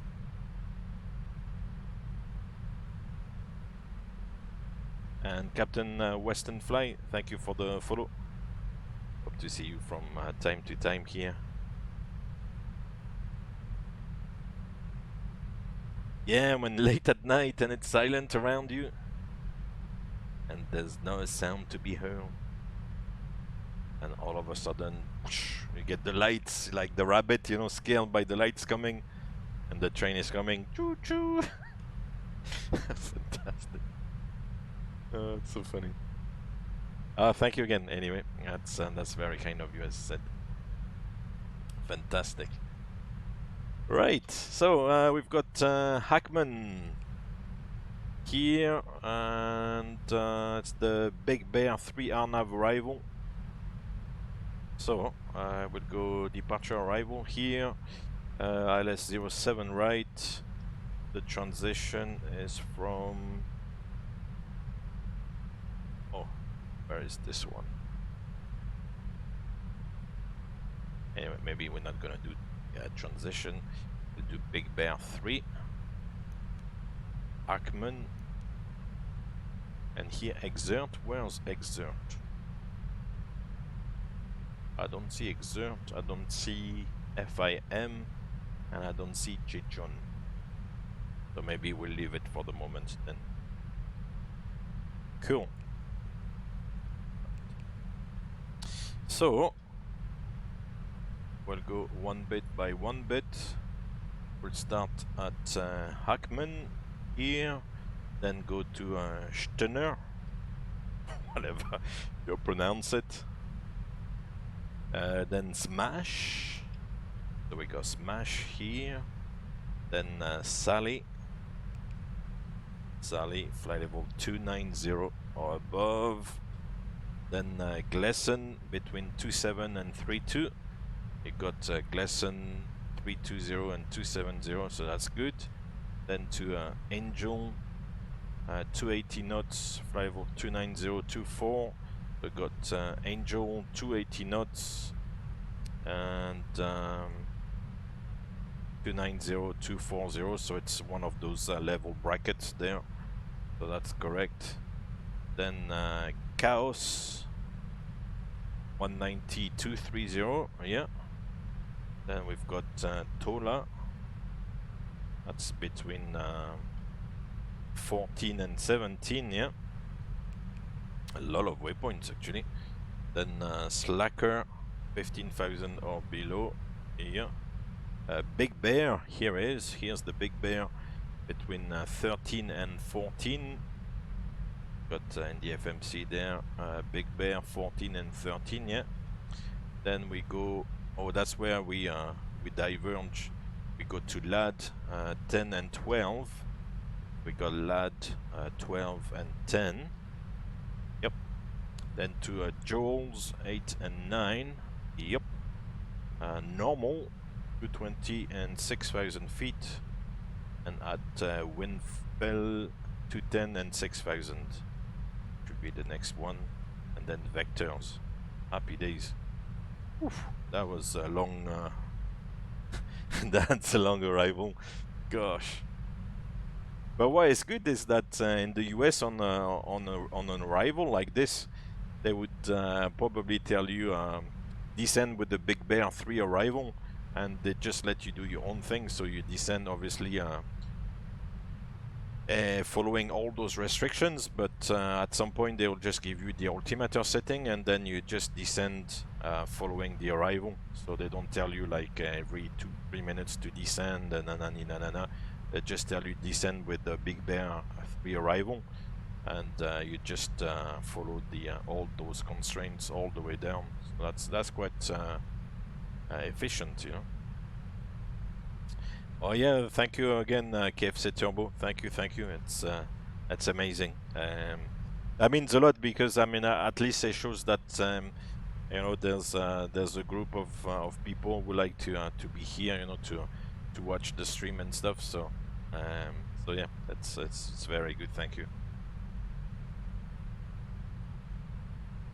Yeah, you have to clear the mountains, and this this bit there, you know, as you can see, it's hold on. This bit there, there's a 10,000 foot mountain here, quite high, a little bit to the east as well.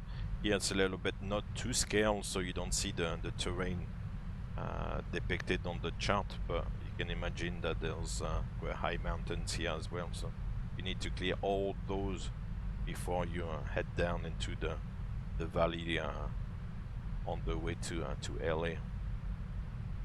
So that's all set. And for the ILS, we'll change the chart. Here it is, 7 right. Oh, here's the transition. Then exert, J John. We don't need all that because we'll do radar vectors. So we'll start the approach at Timsey, which is at 2,600 feet. So we'll set a lower speed here, actually. 170 as well. That's at 11 miles, yeah, 10.9 DME. So it's good, you know, last week I think I was mentioning the DME not reading 0 at the threshold. Today the DME reads 0.2 at the threshold, so it's close enough. Right, so after Team C we got Fumble. Oh! Fumble. Football name, football world. Fumble, and then to actually the runway. Here we are. And in case of a missed approach, climb to 3,000 feet on LAX radial 068 to down, and then hold. So we've got the runway 500 feet initially, and then 071 here to down. So the track doesn't really match, but yeah, it's going to that down or down, whatever waypoint, so we'll assume it's good enough. Fantastic. Right, then we'll set the minima, which are 328, so we'll round it up to 330 and set it here. 30.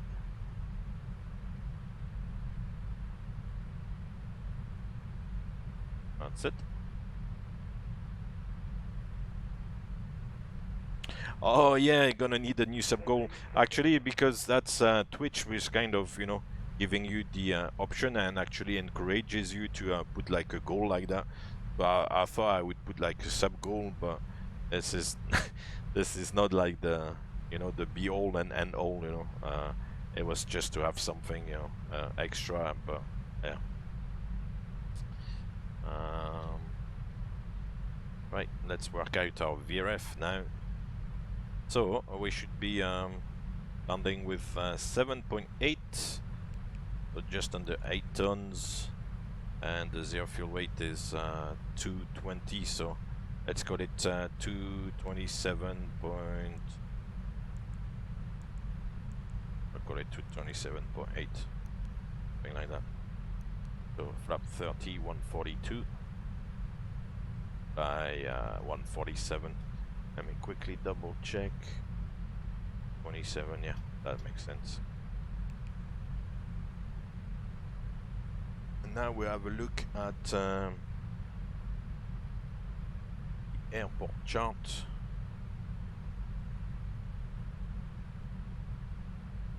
Landing on 7 right, and we're gonna try to make, most probably that Hotel 1 exit here and then go on to Bravo 2. I think we're going to disappear here, so probably go to brakes 3, should work out.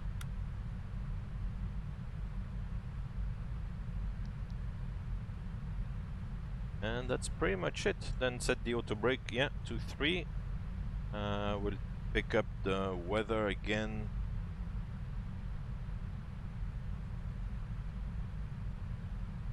KLAX.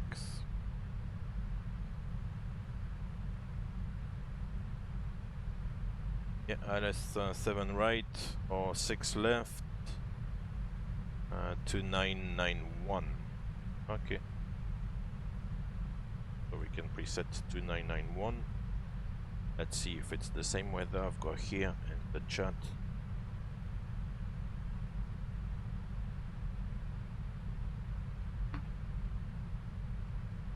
Oh, it's reducing 2.5 statute miles. 2991, yeah, gosh. Yeah, it's a little bit marginal. I mean, you can land, of course. It's not gonna stop us, but yeah, it's getting a little bit marginal.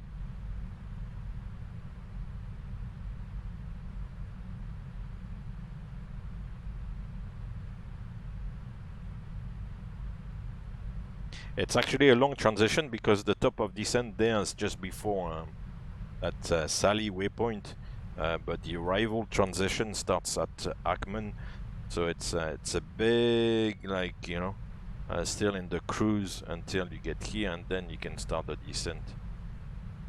Maybe there will be an early descent with ATC in real.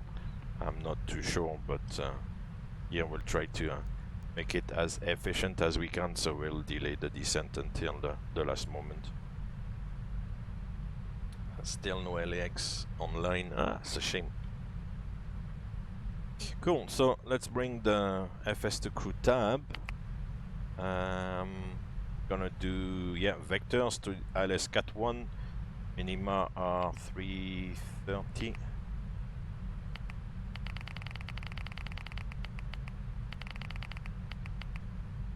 Landing configuration is 30, runway is dry. Well, we'll make it wet. It's raining a little bit, so we'll make it wet.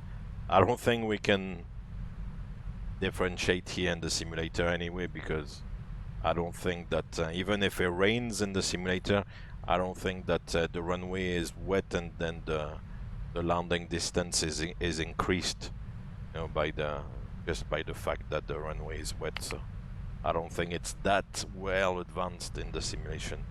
We'll start the APU, we'll keep the transponder on. We're gonna go to a gate indeed. And concerns, yeah, everything again. That's that. Let's do the descent checklist. Descent checklist. Stand by.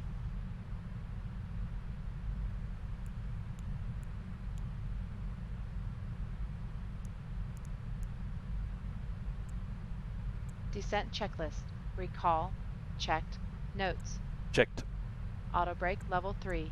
Landing data. Set and checked. VREF 1 4-2, minimums 330 feet. Approach briefing. Completed. Descent checklist complete. Very good, very good.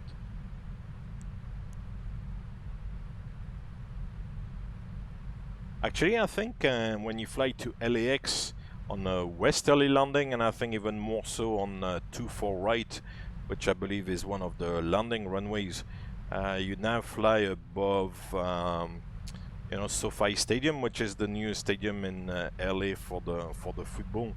I think, yeah, I think when you're on final approach there on 24 right, you fly really close to SoFi Stadium. This is just like near the airport, if I'm not mistaken. It's in Englewood, I think, if I'm correct. Let's have a look, actually. So here's runway 24 right. Here's Englewood, yeah, so that's correct. And if I put the satellite mode... Oh, that must be it. Oh, oh, that's funny, because here you've got the building site, so the satellite image is probably quite old. And when you zoom out, then you've got the newest image with the stadium. How funny is that? So yeah, when you fly on final, yeah, you've got on the westerly landing, you fly close to the stadium. Yeah. This is where the Super Bowl will take place, so I'll probably do another flight to LA for the Super Bowl.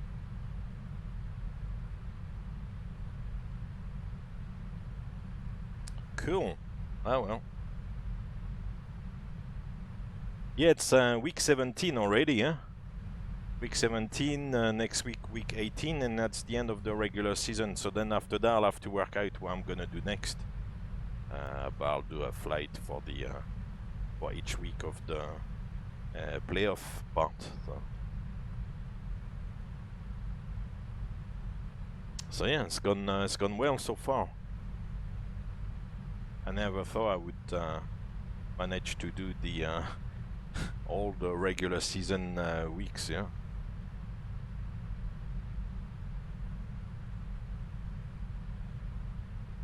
Cool. All the temperatures I'm checking. Beautiful.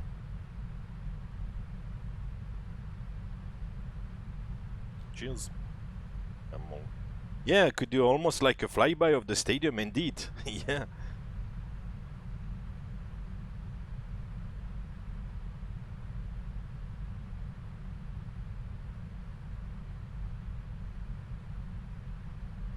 Right, let's do a little bit of music, get the blood pumping up. Let's get the view. Get the music.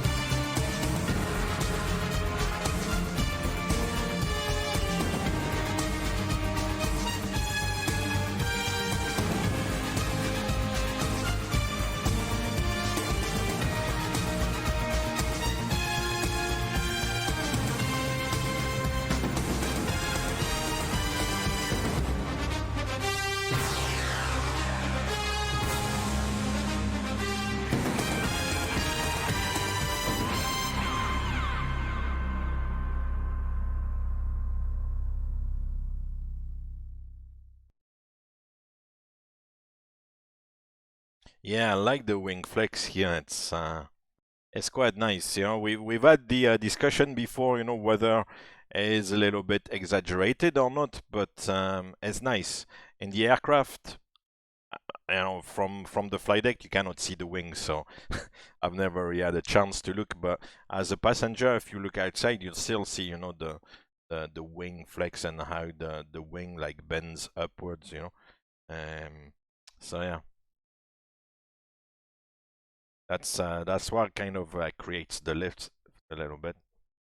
Make sure the cheerleaders are on the flight, definitely. Depends what team.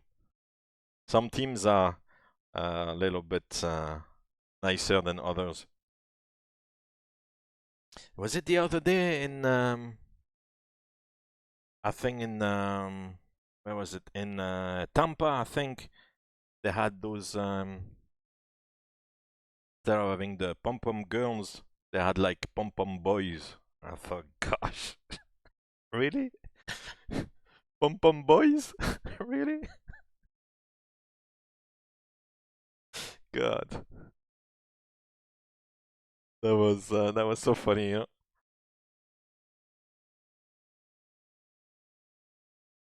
Are there cameras to see any of that? What do you mean, the wings?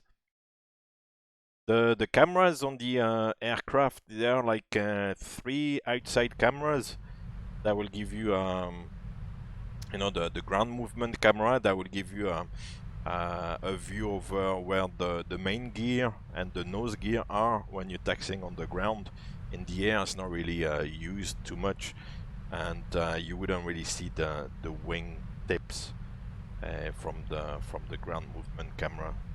Not sure if you can display that here. For the wings and the engines, no. The only cameras we have on the aircraft are those cameras. Praying that it's not gonna mess up.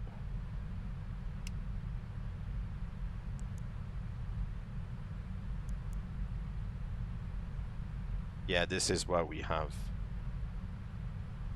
So the upper part here. Ah no, that's going. Let me disappear. There it is. Yeah, the upper part here is normally showing you the nose gear when the nose gear is extended, and then the bottom left and right inside of the engines will show you the position of the main gear. So that's really used to when you taxi on the ground, because the aircraft is very long, so it's a little bit more difficult to judge the position of the main gear in particular, since you're quite far. When sitting in the flight deck, you're quite far from the, you know, position of the main gear, quite far back. But that's really the only use of the camera. It's not really to monitor like how the engines or everything else is doing.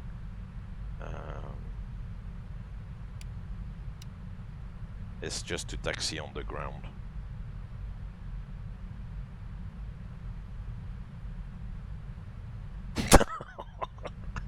Oh, KFC Java, I like that. You can't call a city Tampa. You confuse the ladies. Yeah, let's see what you mean. Gosh. You know, they had like pom-pom boys, so yeah. God. And the landing rate prediction is in. Minus 218, I like that. That's a good one. I like that. Oh, check the wind now. 93 knots. Fortunately, it's a little bit coming from the side, but gosh. So top of descent in 31 miles, so we'll set a lower level. What can we set initially? I guess we have to do it actually step by step. So so the first restriction is 290. So we'll set 290 because until you pass that Sally, you cannot go below 290 until you pass Sally. So we'll set 290 here. Oh, KFC 154, TB 145. Good. I like that. Very optimistic. That's what we like. Let me put this one back on. No, so yeah, to come back to the camera, that's really all the use of the cameras. To monitor like the engines, you know, you've got all the engines displays here. The lower part of the display, you know, as I use it here when I'm flying in the sim and also in the aircraft, of course. When we fly, the displays are like this, so you only have the top part, which is displayed, and the bottom part is blanked. If at any stage there's a problem with the engine, then there's a pop-up function, and the lower display will pop up like this. It kind of attracts attention because when you're sitting in the flight deck like this, you kind of look around the displays outside and stuff, and if this thing like pops up, that will attract your attention. So that's the way the system is designed. And yeah, you've got all the information here about the engines. You've got the front fan here, you know, the rotation, the N1, the exhaust gas temperatures, and then the back fan, the N2, the fuel flow, the oil pressure, the oil temperature, the oil quantity, and the engine vibrations as well. Funnily enough, for the engine vibrations, there are no checklists, so if the vibrations increase, there's not really any checklist associated to high vibrations, unlike the 737, so it's a little bit of a gray area with the engine vibrations, for example. But otherwise, all the rest is kind of catered by the all the checklist. There will be a low oil pressure checklist. There will be a high oil temperature checklist as well. And oil is actually relatively critical because if the oil temperature increases, for example, or the oil pressure decreases, then there's gonna be a a problem with the engine at some point. So and most of the time the oil checklists basically direct you to shut down the engine, so before you actually damage it. Yeah.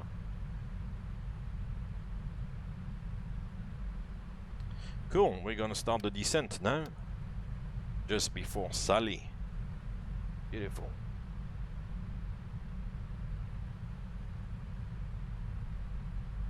Yeah, still no ATC, huh? So just San Diego. San Diego is on, that's it.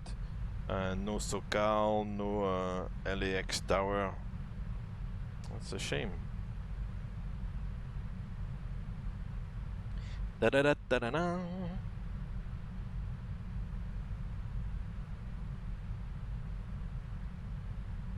Hey, no warning shots. How you doing? Yeah, it's definitely been busy the last year. Like 2021 has been definitely busy. We flew pretty much normal roster, at least in terms of flying hours, from maybe July or August 2020. There was a higher proportion of cargo and stuff than passenger flights, but 2021 has been relatively busy and more passenger flights, so it's definitely picking up. For the US, it's definitely easier, you know, because there's basically no restrictions in the US. You know, they just like let everybody in, so so yeah. It's definitely picked up.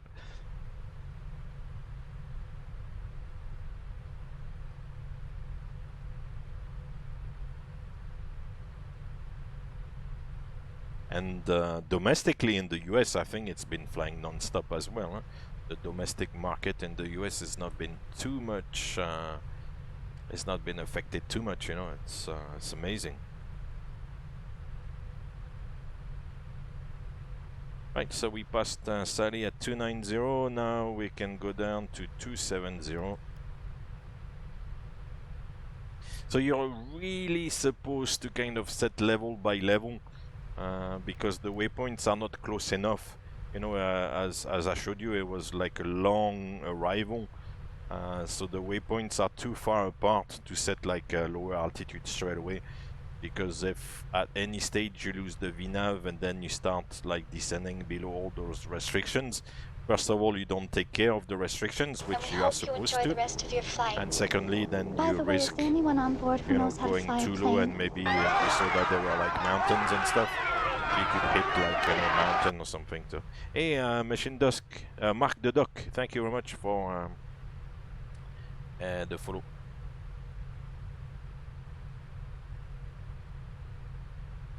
Have you ever thought about doing type rating instructor, I guess? So TRI for 777.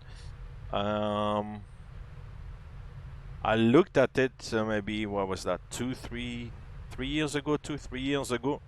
But it didn't work, mostly because of some like company records and stuff. So I've not looked at it since then, to be fair. I'm quite happy with the way things are, you know.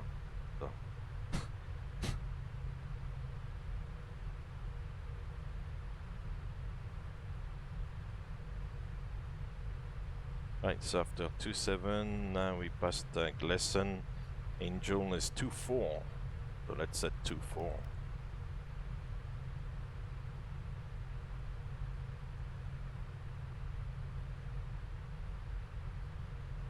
But yes, I will keep winding down the altitude. We can't really set 6,000 all the way down.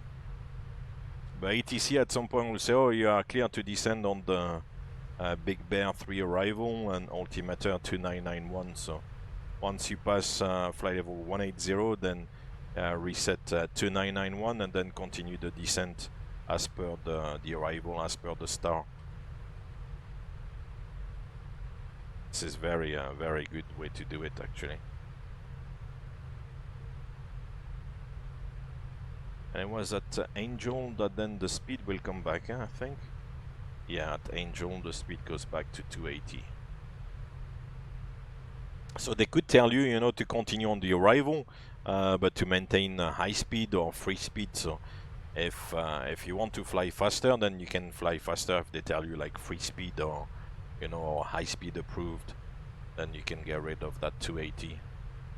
But you'll still be expected to kind of descend with all the altitude restrictions. So now it's almost leveling off, but it's obviously helping the speed reduction, which is nice.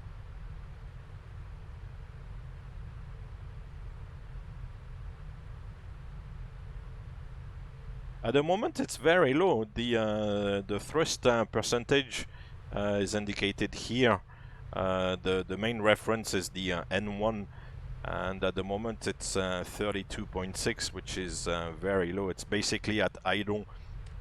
When you are relatively high, the thrust at idle is a little bit higher than what it will be at idle on the ground. On the ground at idle it's about 21%, something like that. In the air, as you could see, it's a little bit higher, about 32, 33, depends on the level. So that's quite realistic here in the sim. The VNAV is not doing a good job though, because I've had to add a bit of thrust, otherwise the speed will get too much. Hey Leonel, how are you doing? Buonanotte. Buon dia, buonanotte.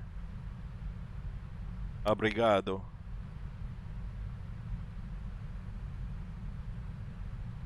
How are you doing, sir? Hope you had a good Christmas. And now we go back to idle.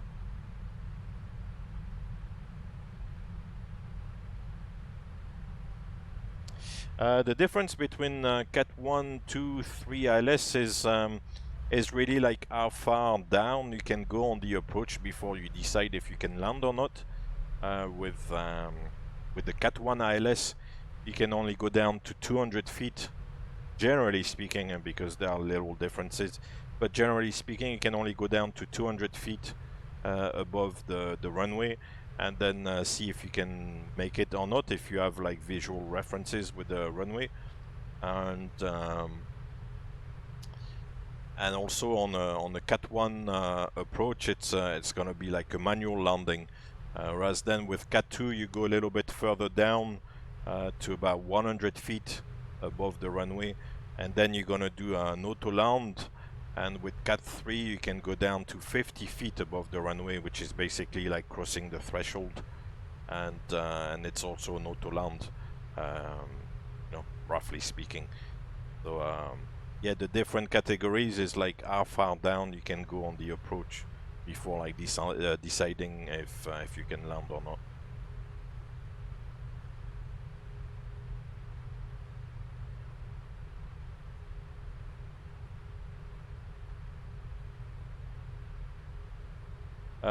The L1011, yeah, I think so.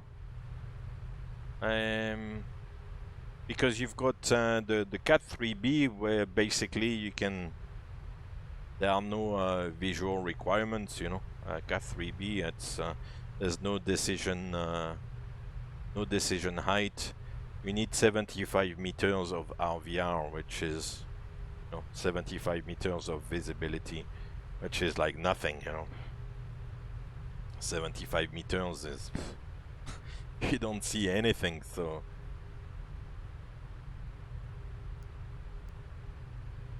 I'm not exactly 100% sure about the L1011, but I know the 777 you can do a Cat 3B approach, which is like, as I said, having no decision height and a requirement for the visibility of 75 meters, so it's like quite thick fog, and you're gonna touch down without seeing much. Even like crossing the threshold at 50 feet, you're gonna hear the you know, the EGPWS going like 50, 40, and you're not gonna see much, and then it's gonna like touch down, and maybe you'll see like 1 or 2 lights, and that's pretty much it. So it's impressive, 1,000 actually. feet to level off. No, let's keep going down. 14,000 now. I think try to remember. In the actual aircraft, I think on the 777 I must have done something about maybe 200 meters, something like that, on the aircraft.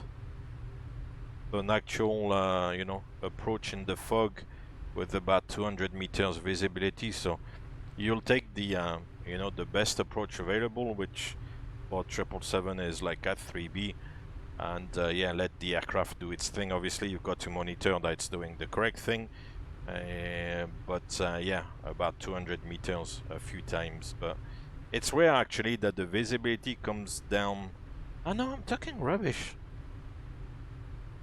No, it was less actually on one occasion. Yeah, on one occasion it was about 100, 150 meters. It was bang on the Cat 3B. Yeah, 150 meters maybe. So it is impressive because the aircraft does, you know, does its own thing. As I said, you have to monitor that there are no deviations on the autopilot, that the ILS signals as well are, you know, are bang on, and but it is impressive because very often actually it's funny because when you are on the approach, maybe at 2,000 feet or something, you are in the clear because the foggy layer is only like very, very low. You have the impression when you're on the ground that it's cloudy everywhere, but it's just sitting on the surface. It's not very thick. So you're 2,000 feet in the clear, maybe early morning or something. You are in the clear at 2,000 feet and you see the fog layer underneath.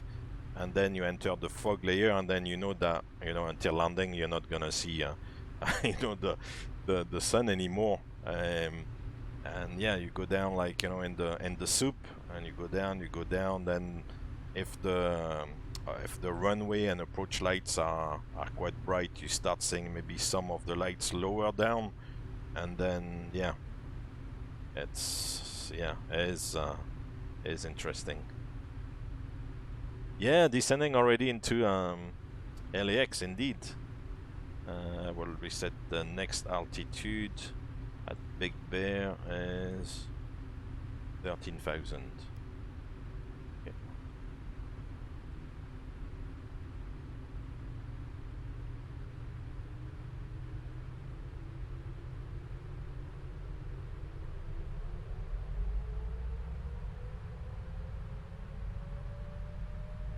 But yeah, it's not every day that you do those Cat 3 approaches, so. And then we do it from time to time in the simulator as well, just to refresh.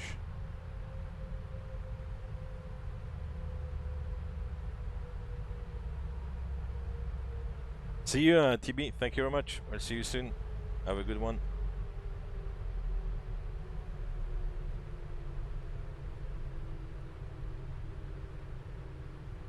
Yeah, the G90 whistles.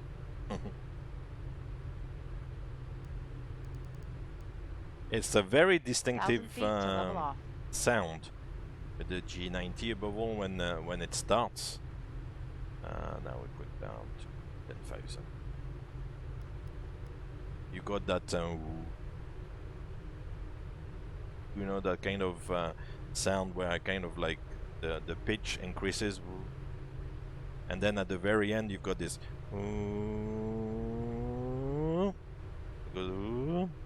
That's funny. Very, very distinctive.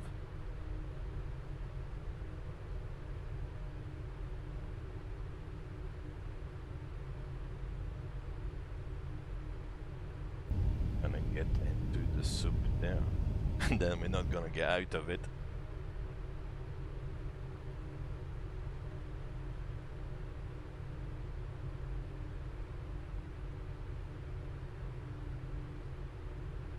LAX traffic United 1616 on the Big Bear 3 arrival, landing runway 07 right, passing 12,000.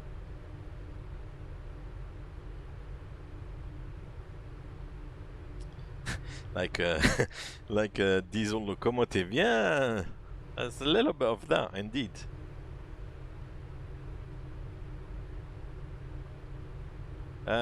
Great Giraffe, what do you think the must-have add-ons are for P3D? That's a good question. I do feel that something like GSX is one of those things you need to have, because, for example, for the push, is you cannot really push the aircraft without, you know, an add-on like GSX. FS2 crew that I'm using here with the 777 is maybe a little bit of a, you know, it's a little bit gimmicky sometimes, but I do find it helpful, but maybe not that necessary. But something like GSX I think is good, and Active Sky as well, you know, it will give you much better weather representation in the sim than the default P3D weather. So if you're looking for something that is, yeah, must have, I would say GSX and Active Sky, I think.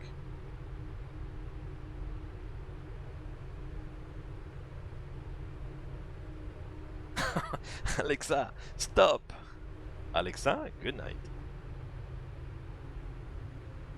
Right, 10,000 feet now, beautiful. It's gonna go back to 40 knots. 1,000 feet to level off. And we can go down to 8,000 by joules, yeah. 8,000.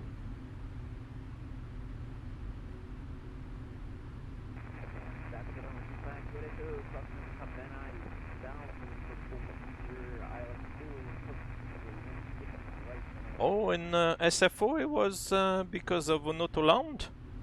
I thought in SFO they yeah, maybe actually, I can't remember. That was now a long time ago in San Francisco, where they hit the seawall there. I like San Francisco. It's amazing airport. It's amazing approach over the bay there. It's beautiful. San Francisco. 10,000 feet. 10,000. Not too busy around LA, at least from what I can see. Cabin crew, prepare for landing. Bolanta. Coming down on the downwind here. Good. Yeah, I do use WARBX Global as well. It's the basic package, but it does improve also the textures generally in P3D. Yeah. Then you can kind of tweak it a little bit with all the regional stuff. Like there's WARBX England, Scotland, and Germany or whatever. You can be mine. That was Annie Ruda. Thank you very much for the follow.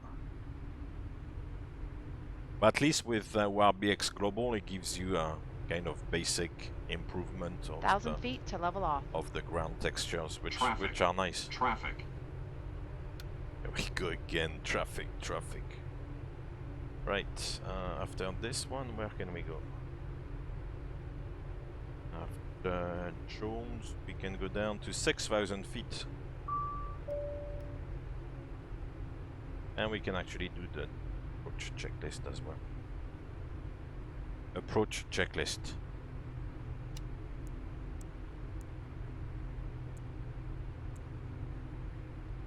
Approach checklist. Altimeters.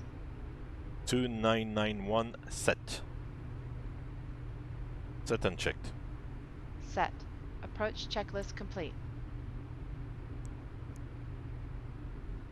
Very good. FS2 crew I wouldn't particularly recommend because it depends, you know, if you like, you know, having this kind of virtual interaction and stuff, and sometimes also it doesn't work properly. But yeah, Active Sky I think is good. The SX is good. Also in preparation for landing, please turn off all electronic devices. What do you mean about an immigrant pilot? Please use caution when opening overhead bins as items may have shifted during You think FS Labs? I'm not a big fan of FS Labs because, you know, what happened back in 2018 and stuff. So I'm not gonna start the controversy again here tonight, but yeah, I'm not a big fan of FS Labs. Seriously considering flight school in the US? Yeah, of course. I mean, it's probably one of the best places to do it, to be fair.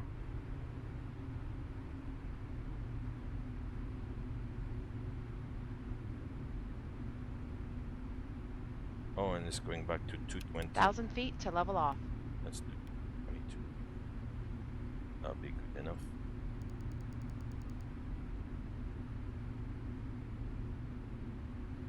Right, and I will take radar vectors, kind of do it myself.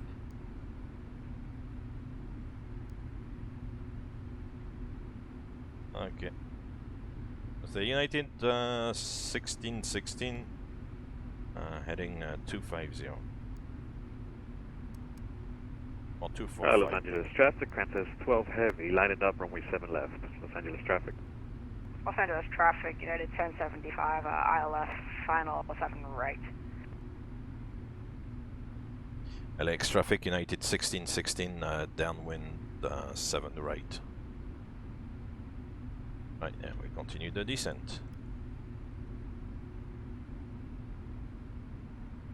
The landing gear is gonna come down maybe around 2,500 feet, something like that, on the approach.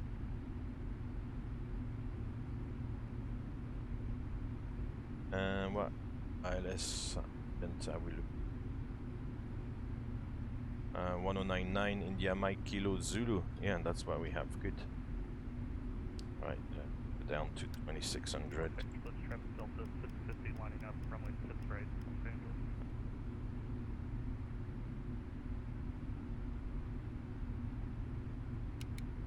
Make the vent a little bit more shallow.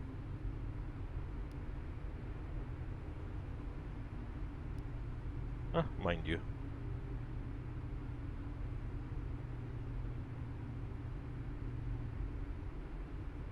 Los Angeles traffic, Qantas 12 heavy, taking off from runway let's go 7 down, actually. left via the Triton to departure. Los Angeles traffic. Right, what we'll do, extend the center line from Timsey here. That will do. Flaps 1. Speed check, flaps 1. Yeah, definitely in the soup.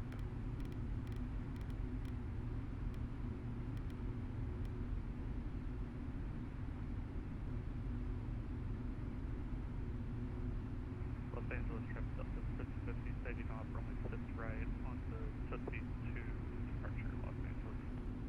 Yeah, I think it's rare as well, Dustin, to have LAX on easterly like this. I think it's mostly like landing to the west. Thrust reversals, to be fair, we don't use like the full reverse very often. Most of the time is what we call like idle reverse, where you just like basically open the the reverser sleeves on the engines, but it doesn't like fully deploy. It's just basically gets into the basic position. That's it. Flaps 5. Los Angeles Speed traffic. check, flaps Lufthansa 5. 547 is landing up runway 07 left. 1,000 feet to level off. So 335 or 340 maybe. LA traffic headed 1075 off at Foxtrot, taxiing to Terminal 8. LA traffic. LA traffic United 1616 base leg 7 right.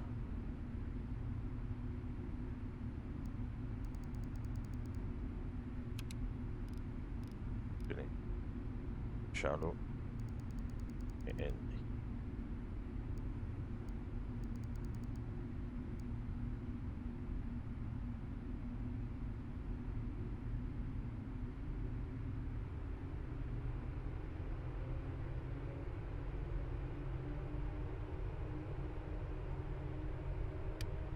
LA traffic headed 1075 crossing at 5 right at Foxtrot, taxiing to Terminal 80 via Charlotte.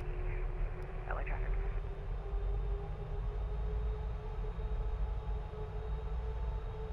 what I'm gonna do actually now is do the intercept from Fumble.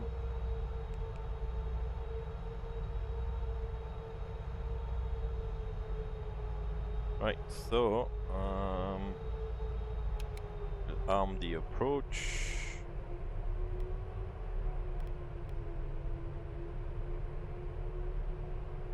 And then where was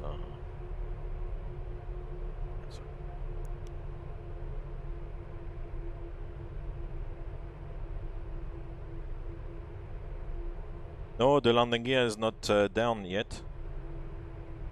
Alt.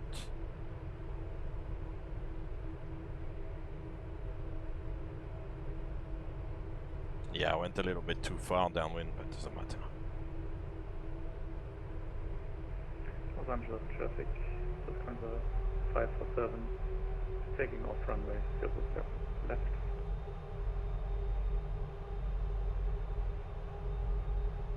LA traffic, United 1616, final 7 right, 13 miles.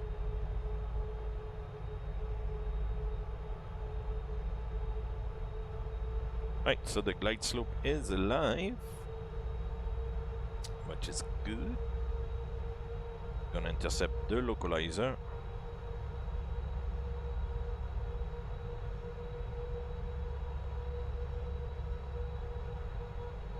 1 mile and 3/4. Gosh. Flaps 15.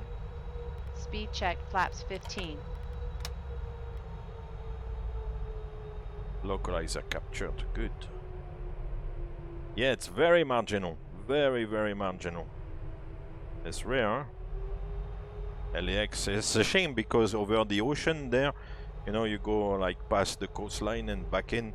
It will be an amazing view, but today it's... Los Angeles traffic, campus 12 heavy, fronting 8,000. Departing to the west, last call. Los Angeles traffic. And glide sub capture, so at this stage we set the missed approach altitude, which is 2,500. 3,000. Gear down. Cabin crew, take your seats. Flaps 20. Speed check, flaps 20.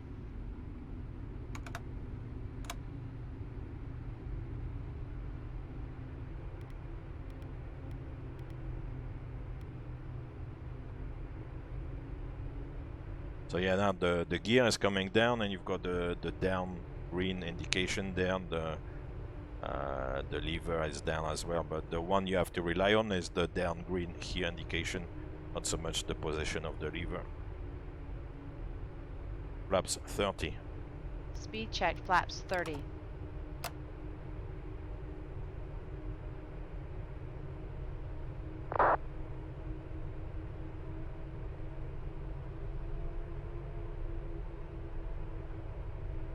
No, it's still good for Cat 1 rotor digger, I think. Flaps... Speed check, flaps 5. Flaps 30. Speed check, flaps 30. Landing checklist.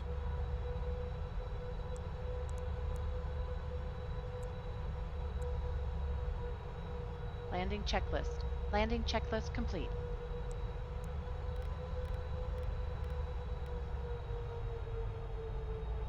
(1,000 feet). Approach stable. 1,000. Talking about not doing Cat 3 now. They should open up. Right, the landing checklist is complete. Approaching 0, 7, right. Yeah, we're still at 800 feet, so we're going down pretty much all the way to sea level. Maybe on 100 feet is the touchdown elevation, so... Oh gosh. Really? Is it not gonna open up?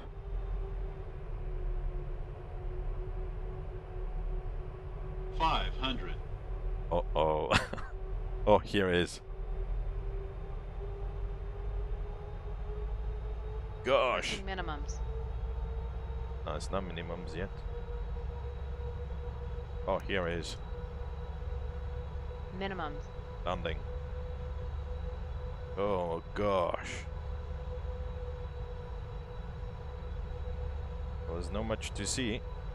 50, 40, 30, 20, 10. Hey, touchdown. Oh, here we are. Speed brakes up. Reversers normal. God, that visibility, my friend. Oof.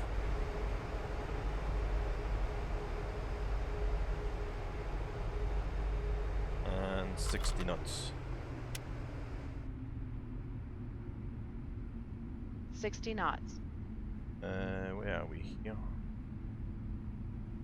Oh yeah, we can go further down. Ah, I was never expecting this. Goodness gracious me. God. Right, we'll take the next exit, and then I have to be careful because there were a few guys taking off from 7 left. So we'll make a call on Unicom.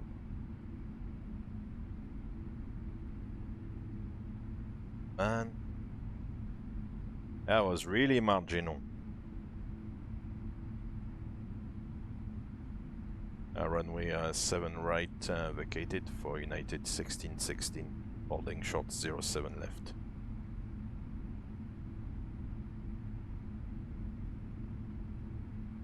My goodness.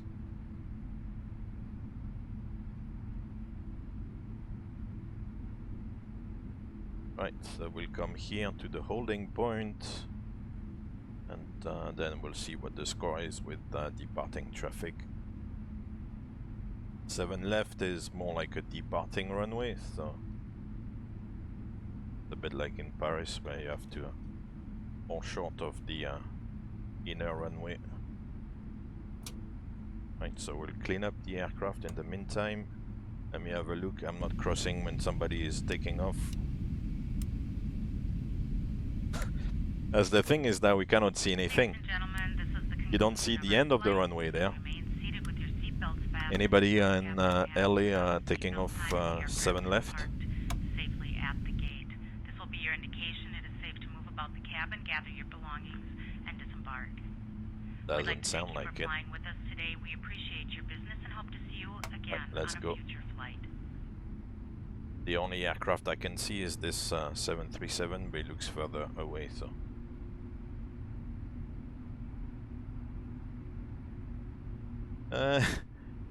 Oh, TB got the landing rate. Beautiful.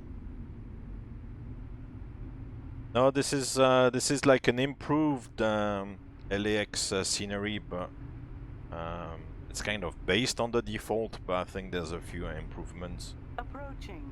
United 1616 crossing 7 left. Right, so we'll come here on Bravo.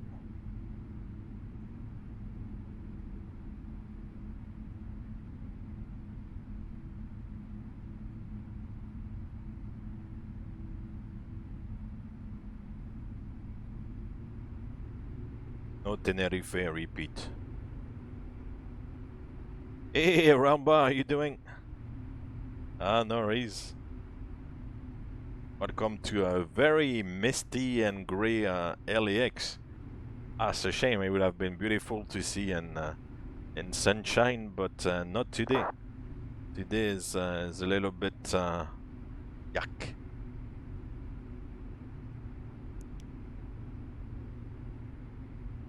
There's this guy in the spot I was planning. Oh yeah, yes. Gosh. Okay, we'll go to the other one. Welcome to LAX.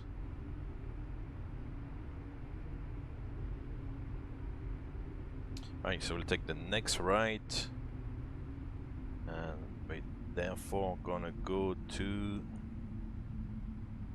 Bravo 76, I think is. Which I believe is where the United Terminal is.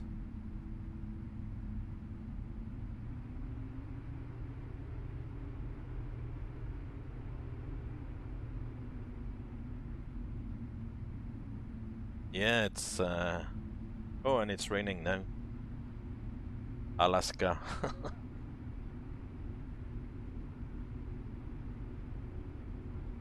Oh yeah, I need to do a bit of an S-turn here. Go right, and then to the left, then right again onto the stunt.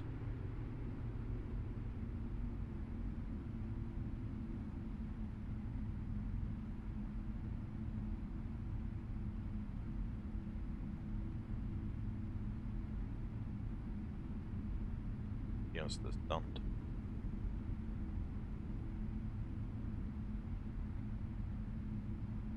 Lights and doors.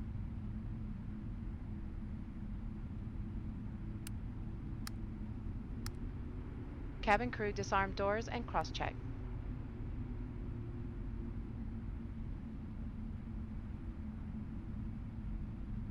Oh. It's braking too much again.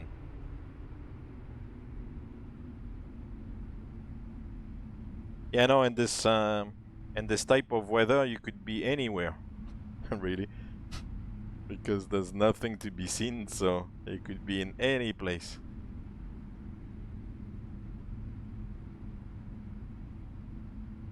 It's true.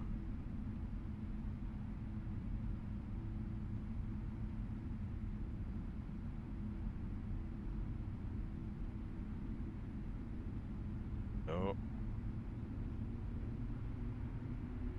The braking is so violent here.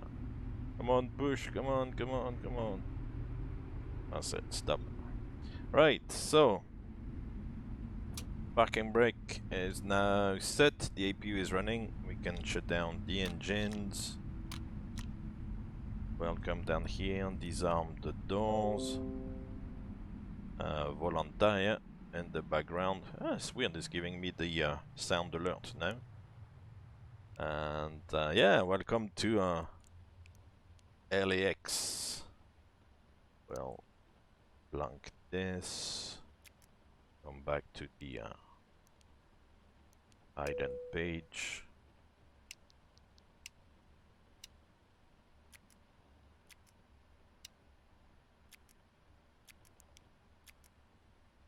Is there a Boeing 707 in MSFS? I'm not sure. To be fair, I'm not really sure.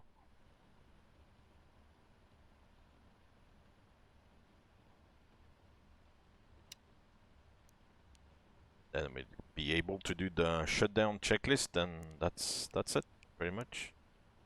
Then we'll disembark our passengers. Actually, operate the jetway now. I am ready for the checklist. Shutdown checklist.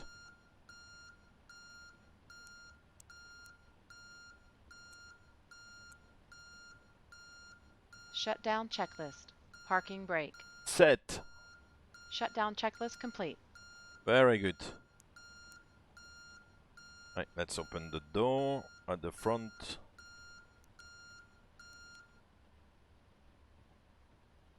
This one. Then we can disembark. That's it. Yeah, the only thing that kind of gives away LAX is this building, which is, you know, the real shape. There's a section of the terminal with that funky shape here, but otherwise, yeah, you could be anywhere really, because, I mean, check the weather, man. It's yeah, it's looking gloomy today.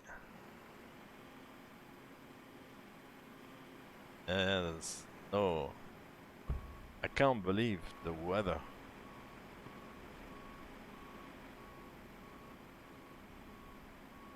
He seems to be in the correct spot here. So either he's got the same scenery, or otherwise the actual scenery is not too far off this thing. Anyway, welcome to LAX, where we've just flown the Denver Broncos to play against the LA Chargers. As we said, the stadium is not very far from the airport, so they're not gonna have very far to go. And yeah, that was week 17 then. Next week, week 18. I think it's from Dallas to Philadelphia. So that will be the opportunity to fly to Philadelphia. I think we will have covered pretty much all the airports. There's 32 teams, 2 teams in 2 cities, so 2 teams in New York, and 2 teams in LA, so we've covered pretty much either as a departure or as an arrival airport, the 30 airports, or even 31, because we actually flew to New York and to Newark. So yeah. So yeah, next one, Dallas to Philly indeed, for the Philly special. Hey, Niruda, thank you very much for the follow. Sorry, I'm getting tired now. Not for the follow, for popping, for the follow as well, and for popping in. We'll see you soon. Buddy, bye bye. Oh, KFC, thank you very much again. You're very kind. And yeah, thank you for all those gifts to the community. That was amazing. Thank you very much. Yeah, that was week 17. That's that. Oh, it's a beautiful flight. I was not expecting, you know, the the weather to be like this today. Incredible. Absolutely incredible. I can see the AP inlet door there at the back of the tail. This little flap, you know, open. That's for the APU to suck up air from the outside so I can run. Wow, what weather is this, man? Amazing. Fantastic, fantastic. Like always, I'll hang around for a few minutes, take up any last minute questions, and yeah. Well, that's the thing, Ralba. I was, no, I'm not laughing at, you know, the sad event, but I thought the man was already, I thought he was already dead, to be fair, so, and actually saw the news, like, yeah, I thought, oh, really? So, yeah. Yeah, it's a sad event because it's a bit of a legend, you know, as we said, for the football side of things, like all the broadcasting he did, and you know, gave the name to the video game as well. And the video game is huge, although it's now become trash, but still huge, above all in the US, but pretty much everywhere else in the world as well. So yeah, 85, that's correct. Yeah, yeah. But yeah, to be honest, I thought he was already dead. So, man, it's chucking it down, the rain. Man, the one thing we didn't get yet is snow. I was really hoping for snow somewhere at some point. So I do hope. I saw in Seattle, of all places, at the weekend it did snow because the game in Seattle, you could see like there was like snow on the field. But so far I've not managed to get a snowy day. It would be amazing to fly with a bit of snow. We'll see. Maybe if there's a flight again from Green Bay, which is a high possibility because Green Bay are doing very well, so they'll be in the postseason. Maybe in Green Bay there will be a bit of snow, but the cold places like Chicago, Minnesota, they're not gonna be in the postseason. Maybe Boston, I'm not sure. We'll see. Maybe in Boston it can get cold. In Dallas it's not gonna snow. In LA, well, it's only 10 degrees, but you're still like far from the snow, so I don't know. We'll see. I do hope for like a snowy flight one of these days. That would be nice. We'll see. Anyway, guys, I'll fold away and get cracking. So this was week 17. Thank you very much for all the new follows today, and KFC Turbo for all the community subs as well. That was amazing. Rotterdegger for your own renewal as well. So thank you very much for that. And yeah, I'll be back next week at some point for the last flight. So week 18, as I said, from Dallas to Philadelphia, and that will be the last airport to cover, actually. And then yeah, at some point do also some other flights, the usual 10-1100 Z hour back in January. So that was the last flight of 2021, and a little bit ahead of time. Have a good evening on the 31st. Enjoy, celebrate the new year.